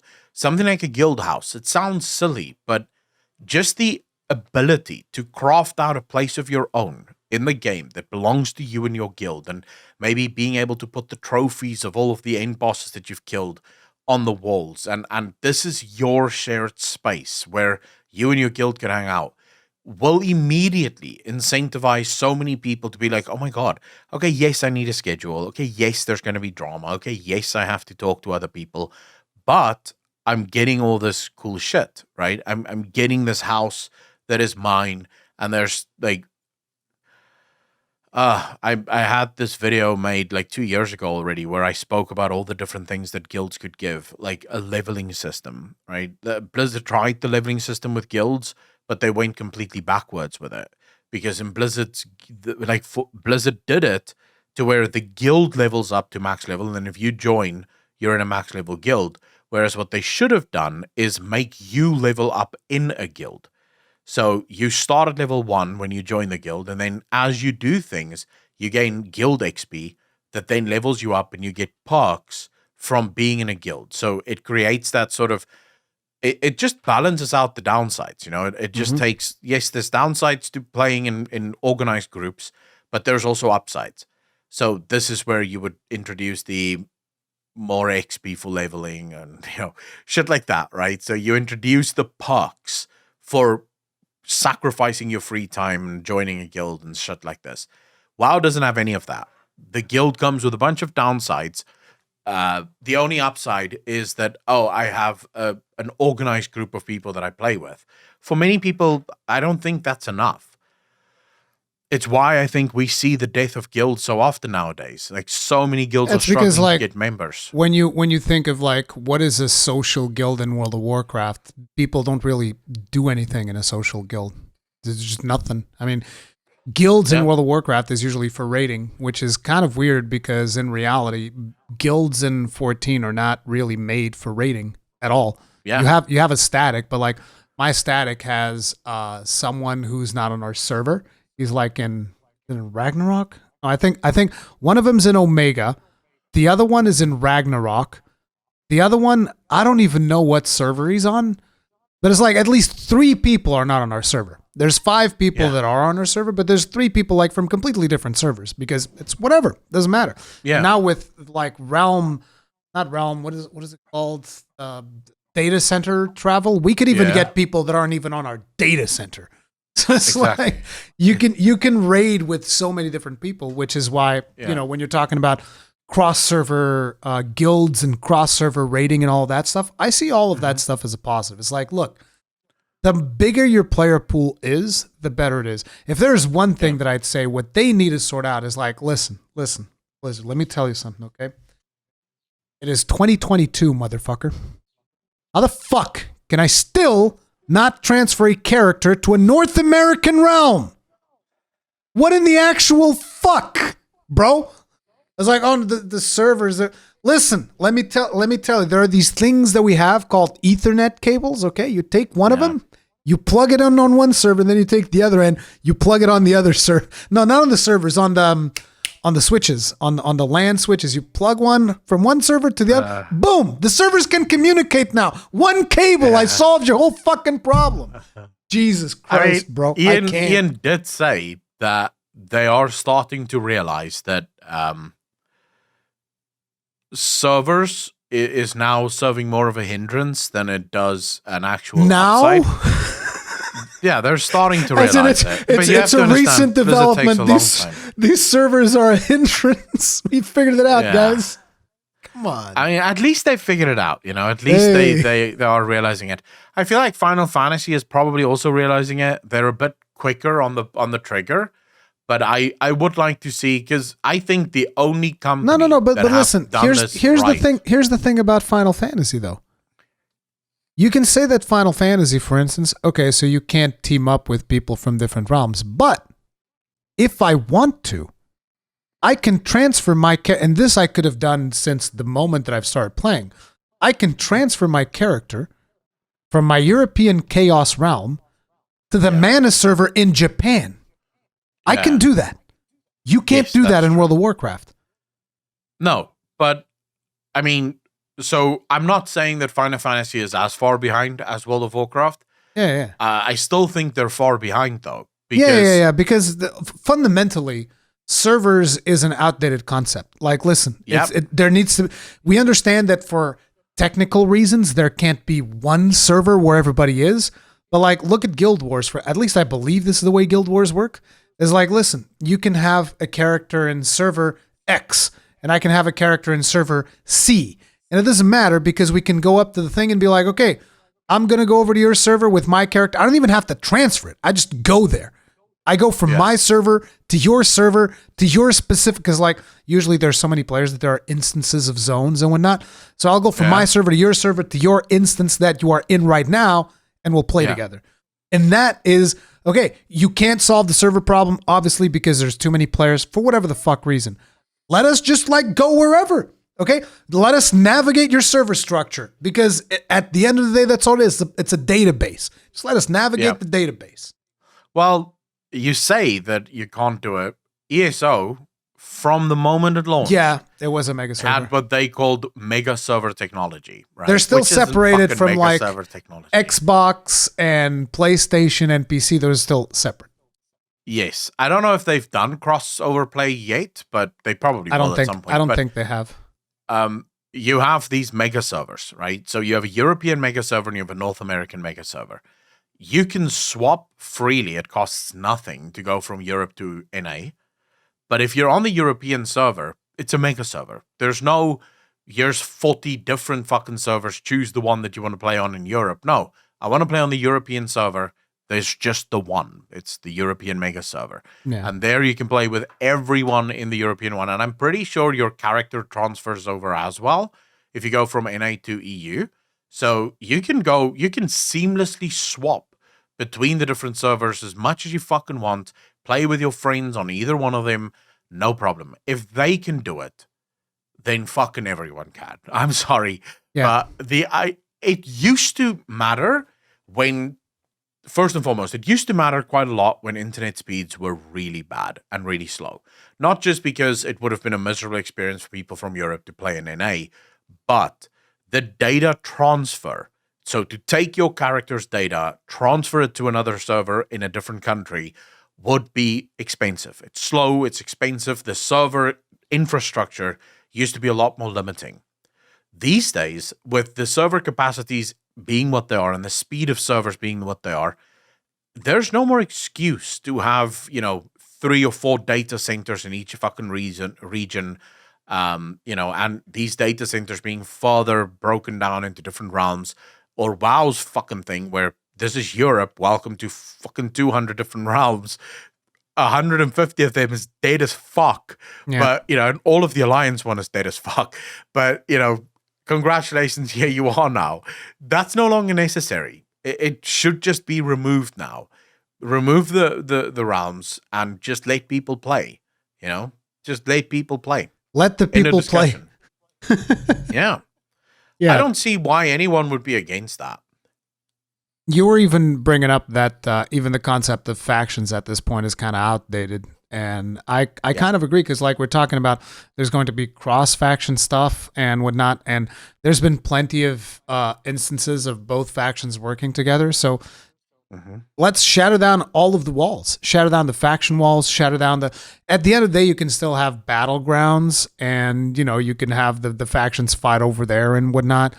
And you can even have like maybe some dedicated zones of the world where you go in and it's a PvP zone, whatever. But for the most part, I think you should be done with the faction quabbles at this point, because we've seen that it's currently impossible to balance things around 2 factions even due to the fact that, there's no people are going to go to the faction that is the most popular, that has the most players, that enables them to do the most content, which is why there's so many people in the Horde right now. Yeah. Well, that and the fact that the Horde is just cooler than the Alliance. But, no, you're wrong. You're 1,000%. I mean, listen, dude, look at Orgrimmar, okay? Have you seen Orgrimmar? Yeah. It looks friggin' terrible. No, it's dude. It's such an amazing place. Look at Ironforge. Ironforge is the best city in the game. Dude, come on. Fucking mountain. Who cares? I will blow that mountain up personally. No, you won't. You wish, bro. You can't get in the mountain. We will destroy you. It's that simple. The dwarves shall rise again. Ironforge was always a bit of a toughie to try and kill the king in Ironforge, just because it's such a long run to get to the king and actually take him down, and there's a lot of choke points there. But no, I think at the end of the day, I'm right there with you. The factions made sense 10 years ago. Yeah. But since then, and let's just be very honest here, the factions have stopped mattering due to a series of mistakes by Blizzard. It's not that the factions are outdated or that the factions couldn't work. It's the fact that Blizzard made mistakes with their factions. They treated their factions without respect. And now we are at a place where the factions have become outdated. So I would say, remove the fucking factions. Even just look at BlizzCon. Because, like, if you look at a BlizzCon presentation back in the day, the person that is in there doing the presentation, they'd start and they'd go like, "For the Horde!" And everybody in the crowd is like, "For the Horde!" Everybody's just like screaming like maniacs. And then when they go like, "For the Alliance," they'd be like, "And for the Alliance." And people are like, "Hey." Like that was actually the energy that they themselves would bring. I'm not joking. You guys can go back and look at BlizzCon videos and you will see the energy behind anyone from Blizzard when they're screaming for the Horde versus when they're screaming for the Alliance. And then you wonder why do so many people go for the Horde? Why are there so few people in the Alliance? Well, maybe it's a culture that you yourselves have fucking created. So the guy you talk about is Chris Metzen. What a fucking legend. But it's not just Chris Metzen. It was Chris Metzen, yes, he would definitely do that. But I would say most of the presenters, like there might have been like one or two presenters every now and then that they were Alliance players and they were like, "For the Alliance!" But most of the time, everyone was heavily biased towards Horde. I mean, but that, like I said, cooler faction, yes, better people. Sure, whatever. I mean, cool people play Horde, but I mean, Chris Metzen he's also the voice of Thrall, so it kind of makes sense that he would do for the Horde so much cooler because he did that in game so many fucking times. I remember those. I still get fucking chills just thinking about those days. Yeah, but no, a series of story mistakes and narrative mistakes led to the Horde and the Alliance no longer mattering. They far too often have we crossed those boundaries where we help the Alliance or the Alliance helps us. There's been far too many fucking civil wars in the Horde where the Alliance were the ones who saved the day. So of course we are at a point where what we do. The factions. Yeah, well, that's just because you guys are pussies and you're too fucking afraid to actually do your own civil war. We still have to come around and solve your goddamn messes all the freaking time. Yeah, but that's because you guys don't have messes, because you're too afraid to do anything. Because everybody in the Alliance knows that if they stir up shit, the dwarves come in and they clean up house. So they're too scared of the dwarves to stir up anything, because we'll come in and we'll clean house. I do not agree at all. I think it's just because you guys are too pussy to do anything. Like in the Horde, we take what we fucking want, bro. We don't ask permission. That leads to some problems sometimes. But we still do it. Anyway, so one of the other things that came out of the Max interview was the whole thing about Ian asking Max, how do you feel about simultaneous normal heroic mythic raid release? Now, I told you before we started the podcast that this was particularly interesting due to something that is currently happening in Final Fantasy XIV. Which is, this is the way that Final Fantasy XIV has always done it. So it's like you get your raid and you get the regular tier and the savage tier, same week, boom, boom, boom. Everybody goes in, does whatever they want, right? Well, this particular raid tier, they've given everybody a week delay. So the normal raid released Tuesday. The savage raid is going to release next Tuesday. And so far, from what I can gather, I mean, I haven't like looked up multiple Reddit posts or whatever, but I've just looked at a couple of videos. Everybody has been extremely positive about this change. Why? Because they get to enjoy the raid. They get to do the extreme trial, which is something that comes at the same time, because it's not like, oh, here's the raid tier. No, here's this raid, here's this trial, here's the extreme version of this trial as well. So people are taking their time doing the raid, doing the trial, doing the MSQ, doing all of this content, and then next week they're going to go in and they're going to go hardcore. Whereas when you have the Savage Raid day one, for starters, there's a problem because there's going to be queues of people going in. And, you know, Savage Raiders, like, we're racing, baby. We got to, like, be there, boom, boom, boom, like, super fast. So they got to fight other people just to log into the game. They then have to basically skip through everything super fast to unlock the Savage version of the game. I don't even remember if you have to do the normal before Savage or what the deal is, but basically they have to, if you have to do the normal, which again, I don't remember if you have to, they would have to basically skip the storyline so that they could do it super fast to unlock the Savage version. And then even then in the Savage version, skip every cutscene and go straight into the thing. Don't even do the MSQ. You don't get to enjoy the MSQ because you have to go do the Savage if you're like a competitive Savage Raider. And so instead, now they're like, oh man, we have time. We can do the thing. We can study. We can explore. So I find it very interesting that World of Warcraft is going the other way around. I don't know what Max's response is to this. And at the end of the day, I'm not advocating for one situation being better than the other or whatever. Yeah. Because at the end of the day, even though I do Savage content, I am very much a casual player. Like, yes, I play a lot of hours, but I'm not someone who's like, okay, gotta go, man, gotta get in there, gotta do. We are very lax, and that's the way that I like it. I like going into content lax. So I wouldn't want to dictate for the more hardcore players what they can or cannot do.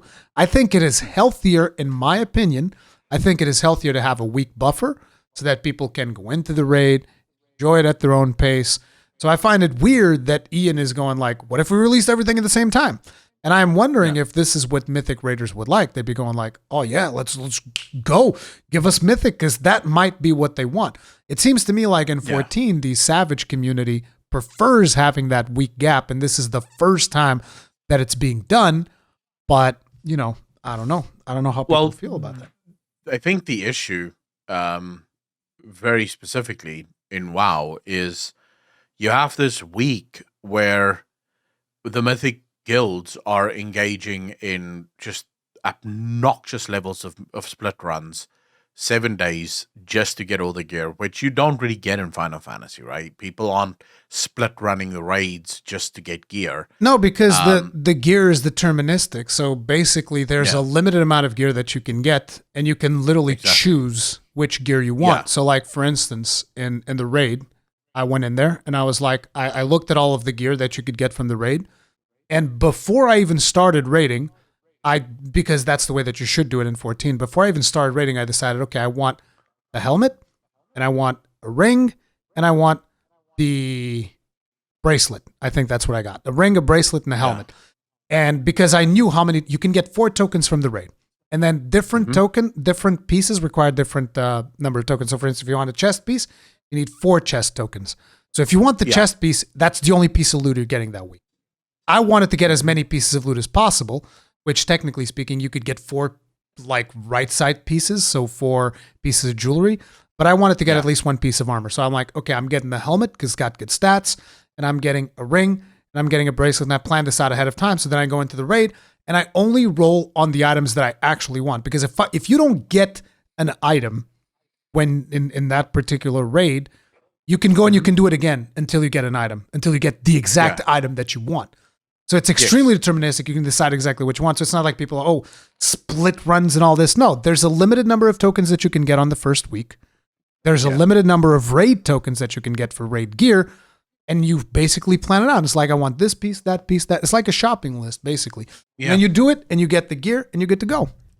Yeah, but that's the thing. WoW doesn't work that way. So Yep. the reason I think they want the Mythic raid open as soon as possible is to take that pressure off of themselves, that they don't have to split run themselves into oblivion, because now they have an incentive to get into the Mythic raid as quickly as possible because it is available. So they're going to do normal, do heroic, and get straight into Mythic. I don't know how that's going to work ultimately, because for me, the issue that I think needs solving is the split run issue. But then at the same time, I'm sort of thinking to myself, is it a problem that needs to be solved?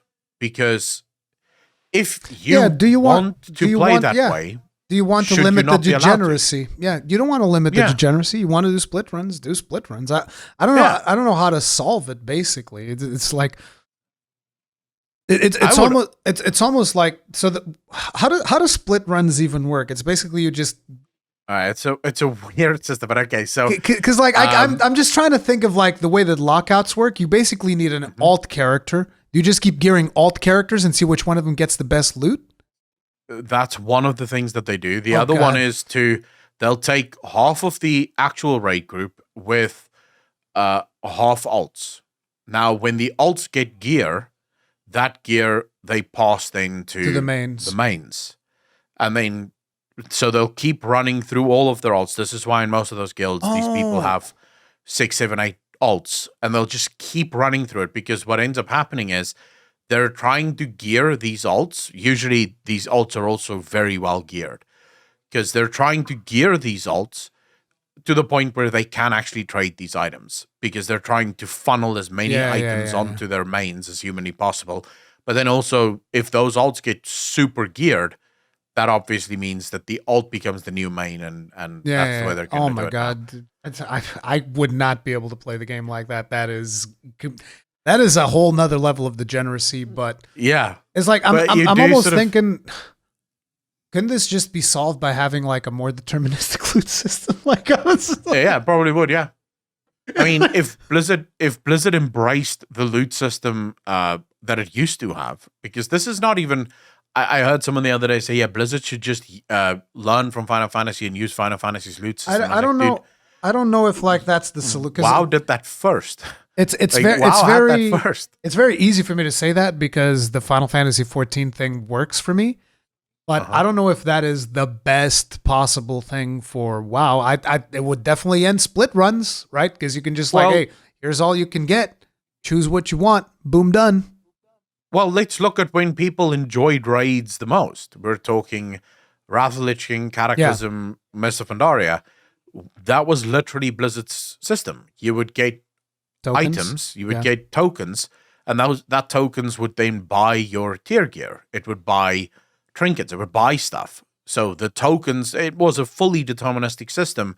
You knew exactly which boss dropped the items that you needed, because usually your tier sets would come from a vendor. But then sort of the trinkets, the rings and stuff like that would come from the bosses, as well as the weapon would usually come from bosses. But you knew exactly which one dropped which. It wasn't a guessing game. It was, you knew this is where I'm getting my best shit. So it's not like Final Fantasy is doing something revolutionary. WoW used to be this way. And then Blizzard went the opposite way of sort of going, let's just let everything drop randomly. So RNG all over the place. And this is where split runs are born. Now, even back then, guilds were doing split runs. So split runs, even then, was a thing.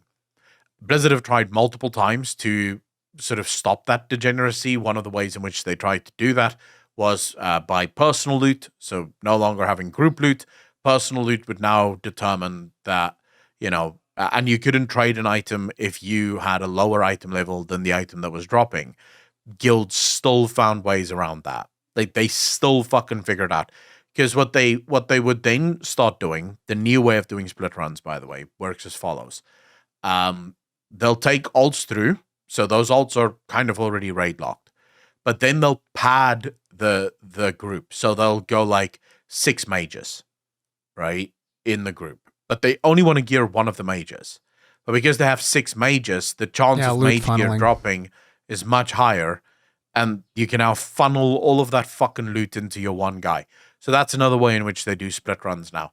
That's the thing. No matter what you try to do to stop the degeneracy, people will find a way around it because there are just people that embrace that. That's how they want to play the game. And it's sort of like, so a great example of this, Elden Ring, right? Massive game. Gonna take a long time to finish. But I guarantee you there's probably already people that is speed running the fuck out of that game. Oh, yeah. The current speed run Right. is like sub 2 minutes. There you go. Because I do believe you can actually finish Elden Ring because you fight the final boss the first time. Like, he's the first boss you face, and then he just fucking one-shot you, that crab thing. No, he's not Because the you final see boss. the door. But you see a door, and then that thing kills you, and then you wake up in the world, right? Yeah. But what I meant was people will always figure out ways to play degenerately. Yeah. The question you have to ask is, why is this necessary to stop? And this is sort of where Blizzard usually pisses me off. They keep wanting to stop people's degeneracy, and it's kind of like, but why? Like, look, if this guy wants to be a complete and utter fucking degen, if he wants to be psycho, let him be psycho. It doesn't stop me from not being psycho, right? Yeah. I just don't want to play that way. But Blizzard seems to always want to control It's how like- people play the game. I kind of understand, like, their desire. It's like, this is not healthy for our players in a way. But it makes me wonder if that is what they're thinking about, or if they're thinking about, like, oh, we need to dole this loot out at a snail's pace so that people stay addicted to the game. It's like, it always makes me wonder, which side are you actually taking? Do you taking the side of, like, you just want to dole this out, you don't care how degen people are, or do you actually want to stop the degeneracy because it's bad for players' health and even, like, for the way that they enjoy the game? No, But it's like, you can't stop it. You can't stop No. it. I don't know what the solution is for split runs. Like I said, you can't do split runs in 14 because you can't, there's a limit to the amount of gear that you can get, and it's deterministic. So there's no Yeah. reason to go in with an alt. So it's like, to me, that sounds like a better system. But one of the things that I've learned is to not push things that I think are better onto other people, because each person's gonna say, no, I hate that system. I want to get completely RNG stuff. There's people who love the Vault, which I still don't understand. Why do you like the Vault's terrible? It's a terrible goddamn system. Yeah, I don't look, I'm always going to be in favor of giving people more freedom, not Yes. taking stuff away. Because there's an age-old debate about this, but it basically boils down to, would you rather nerf stuff or buff stuff? And the right way to design a game is almost always to rather buff stuff. Because if you nerf something, it feels like you're losing something to the player. They've lost something. Whereas if you buff stuff, we've all gained. It doesn't really matter that much. This is where I almost always land. Do you want to take away people's ability to play freely the way that they think they should be able to play, which I would fucking die if you told me let's go do split runs for a week. But there are people that want to play that way. And I don't like the fact that that gets removed. Or that it should even be discussed as something that should be removed. Yeah. Because again, as long as everyone is enforced, like this is where I would say, if Blizzard started forcing everyone to do split runs, now we have a problem. Yeah, if they balanced long around as- split running, that would be a problem. Yes, but as long as you can play the game and never do a split run ever, so what if there's people that want to fucking split run? Yeah. Let them fucking destroy their own lives if this is how they choose. And I don't like the idea of companies doing the whole, oh, we care about our players and we want to look out for their health. That's not your fucking job. Your job is to make a game. I will look out for my health if I feel like that is an important thing. But this is sort of getting into a debate where I do not believe that. I don't like, the problem is, if you now start caring about my health, how far can you take that? Right? Like, Yeah. could you say, oh, we're not going to let our players play more than 4 hours a day? Because that's technically healthy. You are looking out for their health, right? Yeah. Or are you going to make sure that people have to have the webcams on and show you how they run on the treadmill for 20 minutes a day before they can play the game? Because technically you are looking out for their health, right? Get your World of Warcraft permit to play. Exactly, right? So I'm more in the line of, look, just make the fucking game. And if I care about health, I will do the healthy stuff. You know, I wake up 5 o'clock in the morning to go to the gym because I actually think that that's an important thing to do. I do not think Blizzard needs to give a fuck about me waking up at 5 o'clock in the morning to go to the gym. Yep. I don't think that should matter to them at all. So yeah, I don't know. But Ian did say that they want to hear from the community. Like, how do people in the community feel about this? I would say, on the one hand, having Mythic open at the same time as normal and heroic, I can't necessarily see a lot of downsides to it. In all fairness, I don't see how that is a downside. But maybe it's just because I haven't been doing it for long enough. But I know as an ex-hardcore raider, we used to be very bored the first week of raid openings because we would clear normal and heroic in one night. And then there's nothing to do. Like, then you sit there for the whole week waiting for Mythic to open because that's what you actually want to do. Right? And I think that would solve, like, that, it would definitely solve that problem, right? Because you would one-shot normal heroic Wednesday, Thursday you're in Mythic, and you're doing Mythic until the next week, so you can do heroic again and then get straight back into Mythic. So yeah, that's what I would say at least. Yeah, it's again, like I said, I think for me, if I had a choice, but then again, I'm not Mythic rating, which is why I don't think that my opinion should count that much. If I had a choice, I think that having a week, it puts less pressure on the group, so you can take your time doing stuff. Yeah. But if you're a hardcore group, it's like, what pressure? There's no pressure. We're just going to clear this thing. We're going to destroy it. And that's it. And, you know, so yeah, it depends. Again, this is something where we'd ask you guys in the comment section, how do you feel about it? Yes. But I'm going to shift this into a different topic of conversation that I want to tackle as well. Diablo 4 monetization. Oh, yeah. Oh, boy. That was fun. Oh, man. When they started talking about that monetization, I got excited. I was like, oh, man.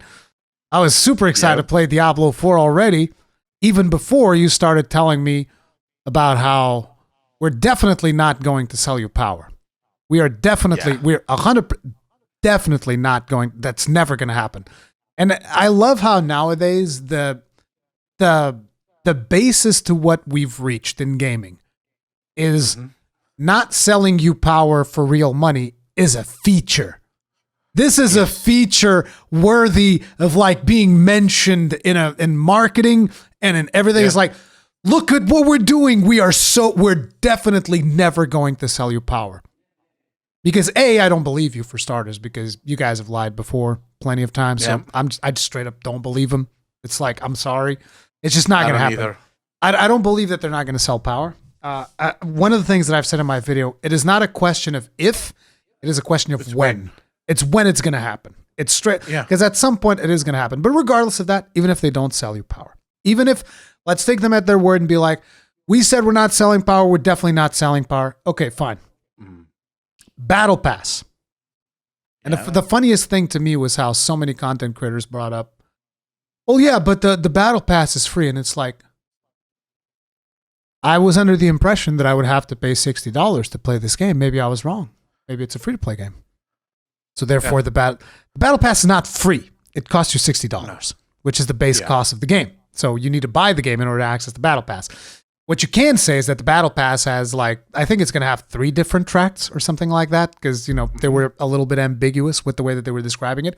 So the Battle Pass is probably going to have a $60 track, a $75 track, and a $90 track, which is the price that you're going to pay for the game, and then the additional price that you're going to pay for the premium versions of the Battle Pass, which just the whole concept of there's going to be a premium Battle Pass.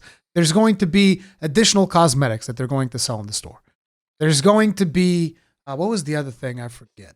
There's going to be the season journey. And this to me was hilarious, because it's like, I was watching this, right? And when you think about a video game, at least the way that I think about video games, particularly when you're iterating on a franchise, I'm always thinking about, okay, what are you going to do that's going to elevate the franchise further? What are you going to innovate in terms of this franchise? Which, if you look, for instance, very quickly at the Dark Souls franchise, which is one that I'm super familiar with, right? You have Demon Souls, which was the first one that they've ever made. which introduced the whole concept of like the messaging system, the co-op system, the way that the world work. Okay. Mm-hmm. You bring in Dark Souls. What does Dark Souls kind of innovate in there? Dark Souls innovated on the open worldness of the game. The world becomes more open, more connected, more interesting. Some things are a little bit more streamlined so that it's easier to understand how weapon upgrading works and all of that. So there's all of these improvements in the game. None of this is about monetization, nothing. Dark Souls 2, what does it does? Fuck tons of content. Like way more content than the games that came before it. So that's the innovation on that game. There's more content and there's more things in terms of combat. They evolved the combat a little bit more. There's a bunch of different things that did. Again, not really talking about monetization in any form. And monetization is a big deal by the time Dark Souls 2 comes out already in the industry. Dark Souls 3 comes out. What is it? Actually, before Dark Souls 3, we had like Bloodborne. What does Bloodborne innovate in? Trick weapon system, like completely revolutionary. New visuals, completely amazing. There's more, like we remove shields. Instead of shields, you now have a gun. Again, completely different mechanics and things that are innovating on top of things that have already existed in the franchise and improving on them. Dark Souls 3, what does it do? Brings a lot of the things that they've brought from Bloodborne into Dark Souls, makes Dark Souls faster paced, big maps, more content, more graphical detail. Again, evolution, better combat systems, all of this. Sekiro completely changes the whole formula in its head, where it's like now it's almost like a Zelda game with a really cool combat system and all of this. And we bring a grappling hook that you can like bring stealth assassinations, all these different things. Again, innovation. Yeah. None of this is brought through monetization. You look then at Elden Ring, biggest fucking open world you've ever seen in a Souls game fucking ever. Incredible amounts of content, freedom, dungeon system. There's all these different new status ailments, Frost, and all these crazy, well, Frost's not really new. It was in 3 as well. But anyways, there's all these new things, right? And the series keeps innovating and innovating and innovating. And then you look at Diablo 4. And it's like, season journey. I was like, motherfucker, there's literally no innovation here. It's a fucking chore list. It's a to-do list. Yep. And somebody's told me in my comment section, be happy. You should be happy for Season Journey because when you're done with Season Journey, all you can do is greater rifts. And I was just like, there's literally no innovation. Nothing. There's nothing there. So I want to point out, first and foremost, to the people, I agree with everything you just said there, by the way. But I want to point out to the people that is sort of saying that the battle pass is going to be free. That's true for the first one. I do not believe that the ones that come after the first battle pass is going to be free. I think they're going to have, because Blizzard have already said that there's going to be multiple battle passes over the course of the lifetime of Diablo 4, and each of these battle passes will introduce new content, new cosmetics, new rewards, and stuff like that. New content to me, what is new content? New dungeons, new raids, new... What is new content? Because new content means something. If they charge, say, $10 for the battle pass, it introduces, say, 2 new dungeons as well as, cosmetics and mounts and shit. They are selling power. Because dungeons bring gear. Gear is power. So technically you are selling dungeons, so you are selling content, but you are selling power because that content brings power. I think people are grossly underestimating the degeneracy that Blizzard is willing to engage in when it comes to video game design. I genuinely believe that Blizzard won't be stupid enough to put power behind a paywall, maybe for the first year. But as people start tapering off and the game gets fewer and fewer players, Blizzard is almost definitely going to start embracing the same level of monetization that you see in stuff like, not to the same extent that you see in Diablo Immortal, but similar insofar as, because it's already there. You have a premium currency. For what fucking reason do you have a premium currency? that was the thing that I was forgetting, the premium currency. I mean, premium currency is basically casino chips. It's so that distance you from your money so that you don't realize, oh, this chip is actually like last month's paycheck. Oops. Exactly. And now it's gone.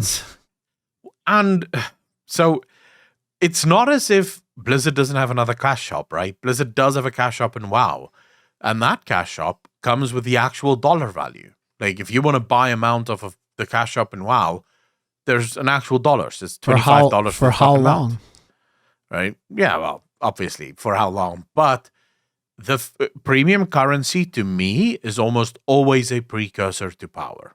Oh, yeah. And, almost always. And here's the part where it really bothers me, because this is the standard that people have gotten used to. And it's like, listen, it's okay if you want to go buy it, if you want to go do whatever. I'm probably going to buy it to play it and talk about it, because if I don't play it, I can't talk about it. That's pretty much the way that it goes. As a pure consumer, if I was not a content creator, I would most likely not play Dragonflight, at least not on launch for sure. And I would most likely not even touch Diablo. That's just the way that I personally feel as a consumer. I would not be interested in those products. I'm doing it because as a content creator, I am curious to see what they're going to bring to the industry, because I believe that they're going to be a fucking train wreck no matter what. And it's going to be content. It's just that simple. It's cold, hard content. It is what it is. Yeah. That's the way that I look at it. And people are going to say you're going to go in with a negative bias. Hey, you can trust me. You can not trust me. That is your prerogative. I've always been honest whenever I talk about the things about how I feel, regardless of whatever else is going on. But yeah, one of the points that I would bring up when it comes to this stuff, because, and this is the thing that bothers me about people defending it. And I even made a video talking about this, which is like how people say, oh, they need to do these things. And I showed people like, hey, here's what we can get in a game like Monster Hunter, which by the way is also going to be receiving free content title updates like all the way well into 2023. So we just got one big drop like at the start of this month. We're going to get another big drop at the end of next month. We're going to get another drop before the end of the year. And we're going to get more drops of content, And this is a game that you bought once. You buy it once, that's it. Which, by the way, if you bought the previous one, this one costed you 40 bones. That's it. This expansion costed 40 bones if you had already purchased the previous game. You're talking about hundreds and hundreds of hours of content to begin with. And on top of it, because, people always talking about like, oh, the cosmetic side of things. I showed people like, listen, look at all the cosmetic armors that I can craft in the game. Look at this. Look at this. Look at the way they look. And then I compared those armors to some of the cosmetics that they're selling in the store. And the stuff in game, at least from my personal opinion, has fundamentally way better quality than anything that you can buy in the store. Yeah. It has way better quality. It's more immersive. It's like, but whatever. Taste is subjective. Every person's going to have some taste. Some people might look at some stuff in the store and be like, oh, that, I like that thing better, whatever. But for the most part, I think most people would agree that the Monster Hunter stuff has better content in the game itself. And then when you look at the post that they put in Diablo 4 and they compare the stuff that's in the store with the stuff that's in the game. And I was looking at that and I was like, okay, so I want you to show me the thing in the game that looks like this glowing skeleton armor that you have over here that looks like motherfucking Gleoric. I want to know what thing in the game you would compare to this one. But no, they pick like the worst looking sets they have in the store, probably the $5 bargain bin bullshit. And they set them alongside probably some of the best sets that they have in the game itself. And they're like, see, it compares. And I'm like, no. The glowing skeleton one, put that one down there and put something in the game for me to compare with that one. No, you're not going to do that because that would be far too honest. Of course not. The thing, this is the thing that bothers me. And people are like, oh, see, you can compare it and it's fine. It's like you are being manipulated and the thing is right in front of your goddamn face and you can't see it. So whatever you say, here's where I stand on this. And with the whole thing about, oh, there's the season pass, there's this thing, there's the other thing. If you're going to fuck me in the ass for 10 straight years with this game, which is usually the way that these plans go, they're like, oh, it's going to be a 10-year plan, blah, blah, blah, blah. If you're going to fuck me in the ass for 10 years, at the very decency, at the very least, can you have the decency to make me not pay for the privilege of getting fucked in the ass in the first year? Can the $60, because it's not a free battle pass, it is $60, can the $60 that I buy of this game at least get me 1 year where you're not going to nickel and dime me and guilt trip me into buying everything under the sun? One lousy year, please. I get 2 years for free with Monster Hunter. Can I get 1 year? Not even one. They're going to nickel and dime you with like 3 different battle passes or whatever. Didn't they say like once every 4 months or whatever the fuck it was, or once every 3 months? It's like one every 3 to 4 months. So be a new battle pass. So it's like they're gonna nickel and dime you 3 times on the launch year of this game that you paid. I mean, I'm assuming it's $60 because the first, those things that leaked out, the surveys. The first one that Force showed, I believe the cheapest version of the game was like 75 euros. Yes.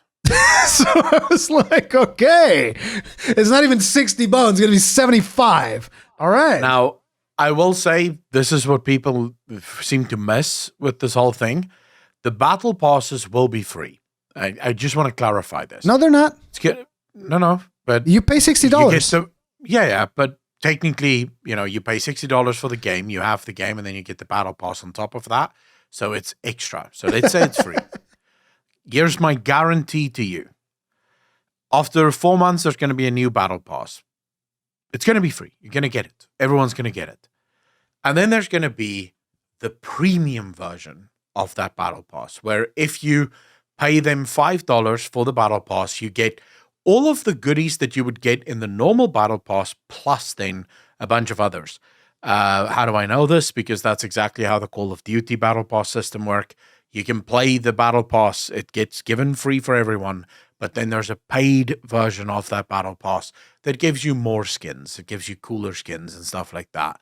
So at the end of the day, yes, everyone's getting the same thing, and everyone's getting the battle pass, but not everyone's going to get all the gear and loot that comes from the battle pass. And this is how they're going to do it until, of course, they reach a point where that's not getting them enough money, and now they have to step it up. I'll be honest with you. Why don't they just charge a subscription fee for the game? No. Because it's already an MMO. It is a live service game. There's going to be constant content. There's dungeons, there's raids, there's world bosses. Here's what I would say, and this is something that Blizzard would do if they were a decent company, but they're not going to. Look at what Microsoft is doing with Game Pass. You pay them a thing, you get a fuck ton of games. How many games does Blizzard have? A bunch of them. I don't know. Hearthstone, Diablo, whatever. It's like 6, 7? Yeah. So think about, instead of having a World of Warcraft subscription, you would have a Battle.net subscription, and it would significantly increase the value of that subscription, because then you could give people, okay, you get your Diablo stuff, if you still want to play Diablo the old-fashioned way, sure thing, whatever, but you have this thing that also includes a World of Warcraft subscription. It includes, like, I don't know how many packs of Hearthstone a month. It includes all of these things. That would be how Blizzard could actually add a bunch of value to Battle.net and actually be a good company, but they're, of course, not going to do that because they can afford to keep, milking you dry, because people will actually come out of the fucking woodwork to defend them whenever some of us criticize whatever the fuck they're doing, which doesn't make any goddamn sense whatsoever. But, Here's the thing, Rurikhan, that you're missing. Blizzard can't do that anymore, because in exactly 1 year from now, Diablo, Overwatch, oh right, Heroes they're going to be, all of it they're going goes to be Game in the Pass. In the Game Pass. Yeah, you think Game Pass would include a World of Warcraft subscription, bro? No, I don't think so. They didn't do that they did that for Elder Scrolls, but only the PlayStation version of Elder Scrolls, or the console version. Sorry, not the PlayStation version, the console version. Yeah. So you can get it. You can get it on Xbox if you pay for that. I don't believe that they're going to do for WoW, because it's still not available on PC. So I have the Xbox Game Pass for PC, and I can't download Elder Scrolls. Yeah, I can't download that. But I will say though, and this is a very quick plug, not sponsored by the way, but I do believe in this thing. Have you seen the games that is being lined up to be released on the Xbox Game Pass? No. Dude, okay, so they just added Death Stranding to the Xbox Game Pass. that is significant because Death Stranding was a PlayStation exclusive. Well, not exclusive. It was timed exclusive, yes.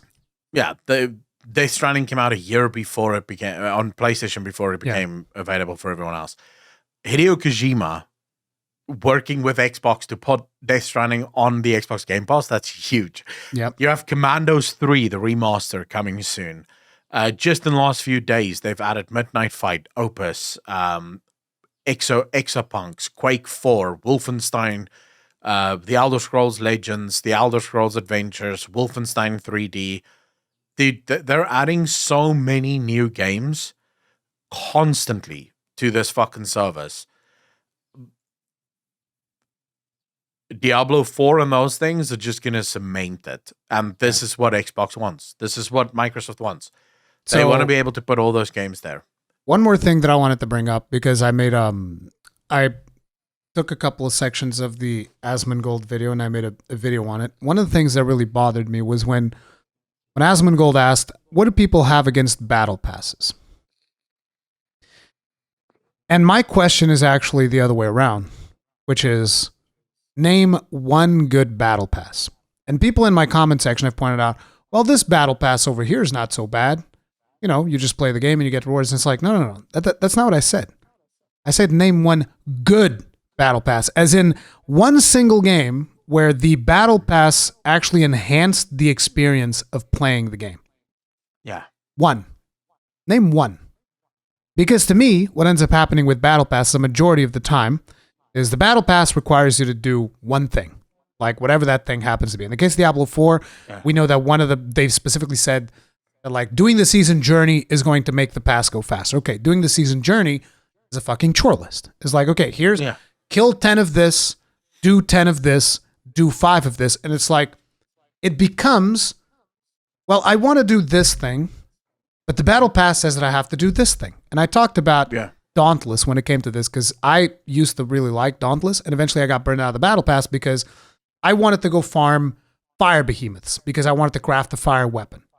But the game said, you know, because the battle pass would have these cards that you would get that would give you bonuses for the battle pass.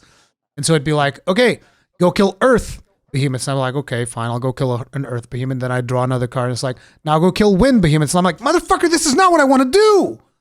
I want to go kill the fire behemoth, but I also want to level up the battle pass because it's time limited. It's going to be around for like a month. So it's like, I need to do the things that I want and the battle pass. So the game is basically forcing me to play in a way that I don't want to play. And that ends up being most of my interactions with battle passes have always been, do this thing this way. And I'm like, well, I don't want to. I want to do it this way. I'm going to do it the way that you want because that's what's going to give me the carrot at the end of the stick. But I'm going to do it begrudgingly, and it annoys me. And that ends up being the fundamental battle pass experience for most of the battle passes that I've ever been through. And people keep telling me, well, there's this game, like someone brought up Apex Legends. You get the battle pass by just playing the game. And it's like, well, it doesn't really do much, does it? The only thing that it does is you pay money for something that you might not get if you don't play enough of the game. I don't think that is a positive aspect to the game. I don't think there's anything I've ever seen a battle pass do that is actually a net benefit for the player experience. I think you get shitty battle passes, you get shit battle passes, and then you get absolutely atrocious battle passes. I don't think you get good battle passes. Yeah. And here's why. Let's take Elden Ring, because I'm a recent convert to the Souls genre. So let's take Elden Ring. When I log into Elden Ring, I want to log in, right? It's not like someone's forcing me. You're not even logging in, technically speaking. You're just opening the game. Yeah, just opening the game. But when I get into the game, because technically you are logging in, because there's there are servers, But you know, I'm playing the game because I want to play the game. When I see a thing on the hill, I go there because I want to go there. I saw the thing on the hill and I wanted to see what the thing on the hill was. The battle pass, if there is a battle pass, let's imagine that Elden Ring decided they're going to do a battle pass. Now, the battle pass is trying to tell me not only what I need to do, but that I need to do it. Yeah. And it's sort of, wait a second, if your game was fun, you wouldn't need to tell me that I need to do something. I would just go do it anyway, because I kind of want to fucking do it. The fact that the fact that you have so little faith in your game that you need to give me a step-by-step YouTube guide in visual form of how I need to play your game is problematic to me. How about you just give me the world and let me just go fucking play in it? Let me just go exist in it. I'll use a good example in my opinion. Cyberpunk 2077. It has a bunch of map settings, which is actually one of the coolest things ever. So it has this map setting that you can set the world map to dynamic map. Now, what dynamic map does is it will show you all of the quests that you are tracking, but nothing else. So it will show you points of interest and then all of the quests that you're tracking at the moment, like where those quests need to be completed. But the rest of the map is dark until you go there and you see, oh, there's a thing here. There's an activity that I need to do here, right? So it allows you to explore the game. You could go for the one where you can just activate everything and the map will just be littered with all the shit that you can do. Or you could set that setting, but the default setting is the dynamic map. It's the one that says, this is a city. There might be things that's happening. It's going to be a surprise when it happens. You're not going to know about it. So there's one where it is an actual in-game event that you do get XP for and you do get rewards for. But when you just drive past it, you literally just hear a bunch of people screaming and shooting at each other. And then if you stop and you look, you see that it's the police shooting at some street gang. And then you can make a choice. You can either shoot the police or you can shoot the fucking gang, right? And take their gear and shit. Now, sadly, there's a balance problem there because the police don't drop anything. But, anyway, you can just kill everyone if you wanted to. But that is an actual activity that you don't see on the map until you just ride past it and you go, oh, wait, who the fuck's shooting at someone? The world exists and it basically says, come enjoy it if you want. You don't have to. You absolutely don't have to. You can literally just do the main storyline, finish it, and be done with it. Or you can do everything and you can just go explore and just go where your heart desires. If your game is good enough, people will be playing the game anyway. You don't need a battle pass for that. Yeah, it's like, think of it from this perspective. There's still a ton of people nowadays playing Dark Souls 1. Game that came out in 2011. They're still relevant. Why is that? Because it's just a really good game. That's it. It's just a really good game. It doesn't need a battle pass to tell people like, oh, you should do this thing. You should do. No, it's just a really good game. And it even has areas in it some people will never encounter. Still, to this, like if you play it fresh, there's a high chance you will never see an area called the Great Hollow. There's a high chance you will never see the arch trees. There's a really high chance you'll never find any of these things. I didn't in my first playthrough. I didn't see any of it. I found it on my second one. But it's like, it's one of those things where they're confident enough to have these areas in the games, and if people don't see them, they don't see them. It's whatever. It's not the end of the world. Yeah. Whereas these other games, like, no, you got to make sure that you go through the numbers, and here's the battle pass, and here's the season chore list. No, I mean the season journey. And do all of these things, and then we'll give you a little carrot at the end of it. And it's like, no. Again, there's never been a battle pass that I think has been a net positive to the game experience. At most, you have battle passes that are a net neutral. That's it. Yeah. Let's maybe look at this from a different perspective. Instead of asking whether or not battle passes are good, bad, or whatever, let's ask, are they necessary? Because here's the thing. It seems to me obvious that when you play a game, you're playing the game because it's fun. So then why would I need something that makes it more fun? Like, why are you trying to reward me to do? That's like saying, if you have sex with me, I will give you chocolate. You don't need to do that. Like, if I would like to have sex, please. I don't care about the reward at the end of the sex.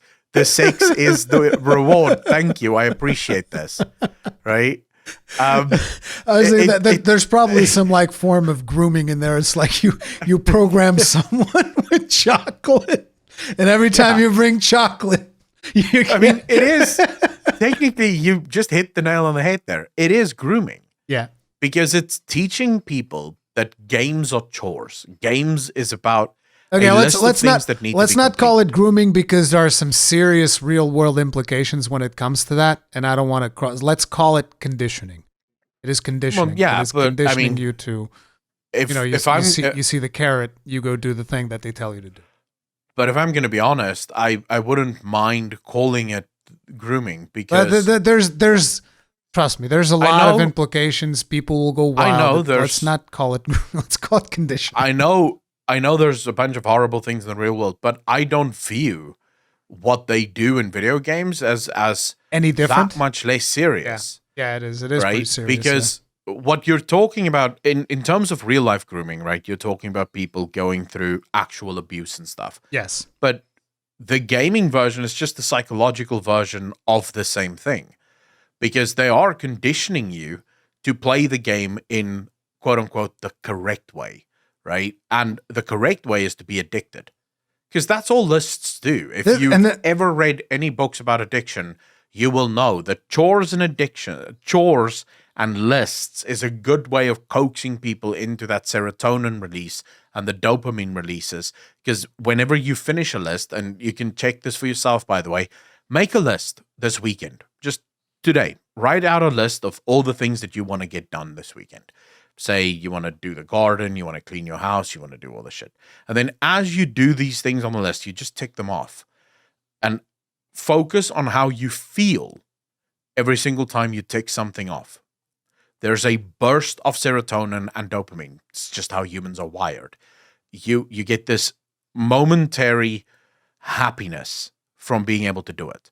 It's all games do. That's literally what that system is. It's tapping into, it's literally hacking your brain to get you addicted to it. Which is one of the things that I've said, like people, particularly when it comes to Blizzard gamers, they have been severely conditioned to a point where tons of people will defend something, even though they don't realize that maybe the thing that they're doing is not as much fun as it used to be. Yeah. And the industry has moved on and it has evolved in 1,000 different ways. And there's so much more innovation out there, which is why I'm so exceedingly critical when it comes to this stuff, because I've seen the better versions of it. Like, you know, I play a lot of different games, and particularly when it comes to Monster Hunter, I see the amount of content that I get when it comes to Monster Hunter, and I see that I'm not being manipulated to play the game a certain way. Sure, there are things that I don't like. I talk about them all the time. I'm not like, you know, incapable of recognizing things that I don't like in the game. Like I talked about the armor augmentation system. I don't like it. I still love the game. I still really enjoy playing the game. There are aspects that I don't like, but I feel like there's just such tremendous value. And then I come back and I see other games, and I'm always analyzing, okay, what is the value there? It's not reasonable for me to expect like, oh, everybody's going to be able to provide as much value as Monster Hunter because there's an experienced team there. But it is reasonable to expect that a team that is working on a Diablo game to be able to bring you a game that is more than just a form to reach into your wallet and extract money out of it, which is the way that most Blizzard games feel nowadays. But not only that, it is also the ability to stretch old content beyond its actual natural limits. Because guaranteed, when the next battle pass rolls around in the next season fucking journey or whatever, when that rolls around, it's going to include things from the leveling process again. So you're going to want to level another character because, you know, that's going to be important for for season 2's journey. And even the leveling process, like they're saying, oh, there's going to be gameplay boosts so that you can level up faster. And again, you see people championing for this. Oh, this is great. We're going to be able to skip the leveling process and all of that stuff. And I'm just thinking to myself, well, why do you want to skip the leveling process? And it's like, well, probably because the process is a little bit boring, right? After you do it the first time, you've seen it. So it's like, okay, well, is there not a way to make leveling up a new character more interesting? Nobody thinks about this. They're just like, no, I just want to skip and get to the end game. Nobody's even thinking about like, how can I make the leveling up experience be more interesting? Because I could instantly come up with a very easy thing, which is like, you know, say for instance, when you get to the end, there's like a currency that you might be getting, because you're probably going to be getting some form of a currency, a token, whatever the fuck. Your second character you can instantly start getting that the moment you start leveling up. Yeah. You know, isn't that like instantly something that is like, oh, I don't have to get to the end game because I'm already getting resources for the end game. So I can take my time leveling up this character. The way that I look at it, I love that idea, by the way. The way that I look at it is because Elder Scrolls does something very similar, where when you level a new character, you already, like, all characters basically benefit off of one another. So when you play on your alt, it's not like your main character isn't benefiting from that. Yeah. Because it's all connected at the end of the day. So they already solved that problem in various ways. But what I would say that people need to understand is we always talk about, like, when you talk about human beings and you talk about companies specifically, the word incentive becomes very important. Because if I don't have an incentive to make leveling good, I'm not going to make leveling good. If I have an incentive to make leveling as boring and tedious as possible because I want to sell boosts, I am going to make leveling as boring and tedious as possible. The boosts are on the free pass. It's important that, the free pass. The boosts are going to be on the free track, supposedly, and there's no way for you to actually get them faster. So it's not like they currently, at least according to their plans, they don't have a monetary incentive to boosts. But it does go back into things. It does go back into the whole conditioning thing, right? Yeah. Like, think about it. Like, now you can if you play the game the way we tell you, we're going to give you a boost that's going to make your experience. It's not even going to make it better. It's going to make it less boring. That would be the description, right? You get an EXP boost. You can go through leveling faster. It's less boring. So it's like, if you play the game the way we tell you, we give you something that the next time you level up makes it less boring. It's like, it's conditioning in so many psychological levels. There's the chore list. Yeah. There's the battle pass. There's this thing. It's like, oh my God, dude. I don't have to think about any of this when I play the games that I'm currently playing. Like, when I'm playing Xenoblade 3, I don't have to think about chore lists. I do whatever the fuck I want. I choose which quests I do, which quests I don't do. I choose everything. When I play Monster Hunter, same thing. And people are like, well, those aren't online games. Monster Hunter's an online game and it's getting more content than your fucking Diablo 4. It's like, what the fuck are you talking about? So it's like, you know, when I'm playing the games that I generally play, I don't have to condition myself to think about the rewards that I'm going to get for playing a certain way. I just play the game and I have fun. And when it stops being fun, I stop playing the game. And the game doesn't guilt trip me by saying, how dare you? I'm going to set back your progress 1,000,000 years until you start playing again. Come on. I mean, look, at the end of the day, this is a topic that I think we've explored multiple times. Like, not just us, everyone. And I think everyone that is honest understands why this is such a big problem. The only people that do not understand why this is a big problem are people that is already addicted to the point where they can't help themselves. They need this. Without this, they wouldn't know how to play a fucking game. But these are luckily also the people that have never even heard of Steam. And before you think, dude, that's not possible, everyone have. I promise you that. There's plenty of people that never heard of Steam. Yeah, I have a friend who plays World of Warcraft.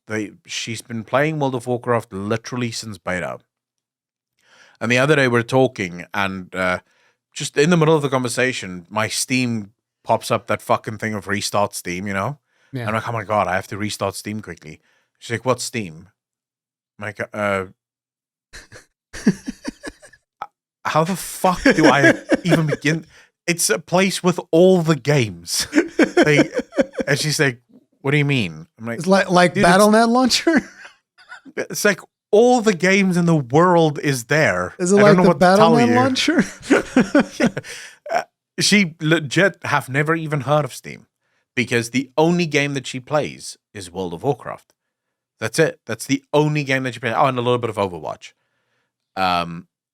They've never heard of it. So for them, the game has to be as addictive as possible. Because if the game doesn't feed that addiction, they wouldn't know what to fucking do with themselves.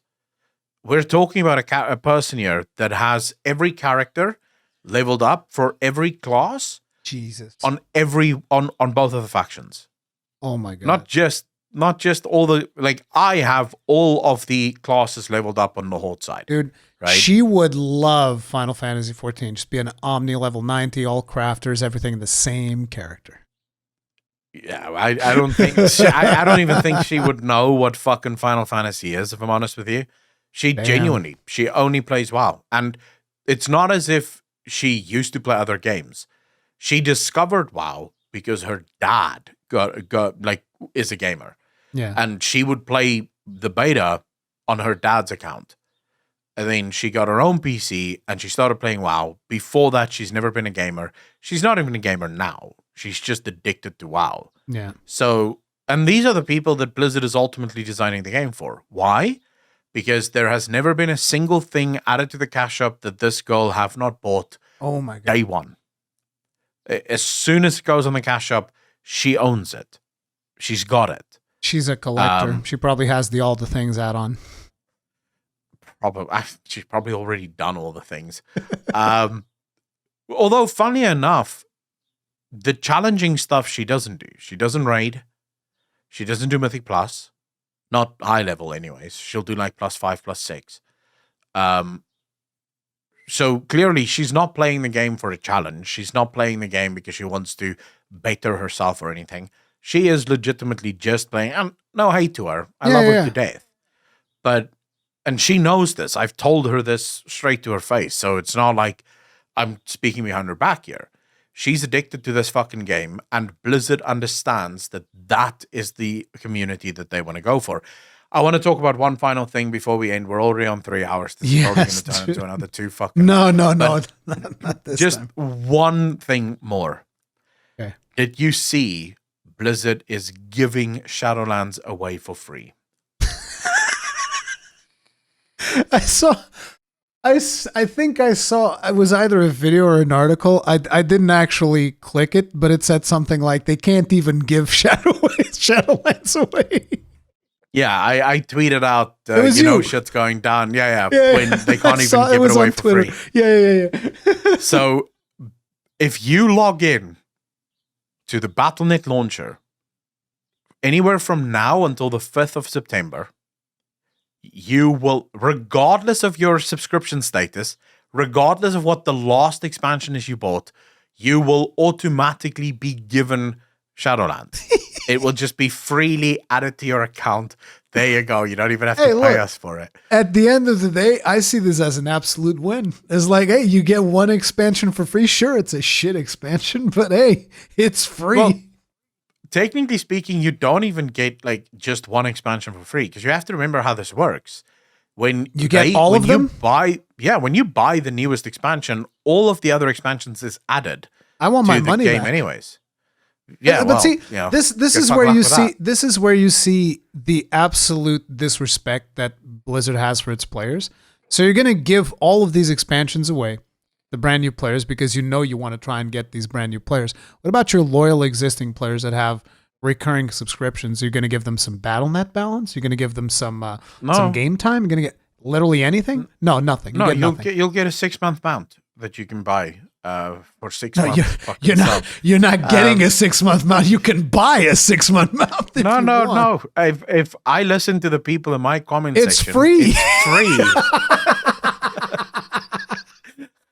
It's free. Yeah, it's a reward for 6 months of game time. Blizzard has granted us a mount. Yes. Master gave Davi a sock. Exactly, right? But what's more telling to me about this thing is things are bad when this is the first time in the history of ever that Blizzard have given away an expansion. That is impressive. I don't think we're even talking about, like, Blizzard is desperate. And I wonder what the next MAUs for the next earnings call is going to look like. Because this seems like serious desperation. They need more people to at least log in. Because remember, the way the MAUs work, for anyone that might not follow this debate, The MAUs works as follows. The second you log into Battle.net, You're an MAU for that month. You're an MAU for that month. It doesn't matter if you by accident logged in for 2 seconds and then logged out. The second it connects to the server, it counts you as a new MAU. The MAUs is what they tell investors to say, hey, look how healthy our game is. So now they have a bunch of people logging in just to get the fucking expansion for free. And if you, I think, and here's the thing, if when you log in, say you log into World of Warcraft, and then one of the times as you're logging into World of Warcraft, you mistakenly click Hearthstone, you are now worth 2 MAUs. Yes. And if you by mistake click Diablo, you are now worth 3 MAUs. They're getting the value of 3 people out of you just because you logged into 3 games. Yeah, because because Blizzard does they do differentiate between those because MAUs do also carry weights. How long you play, your engagement, that's a separate thing. So if you do log into Overwatch, that's engagement, right? Because you didn't just log in. You're not just a monthly active user. You're also engaged in the fucking content. It tells you how bad things have gotten at Blizzard. The fact that this is the only way they can really pull off. And I think people need to understand this.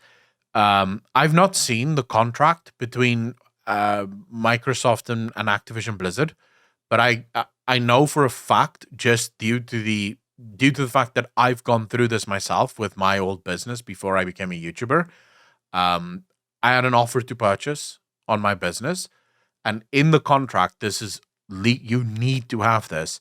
There is a clause that says if the value of your company drops below a certain point, you can legally back out of the purchase, right?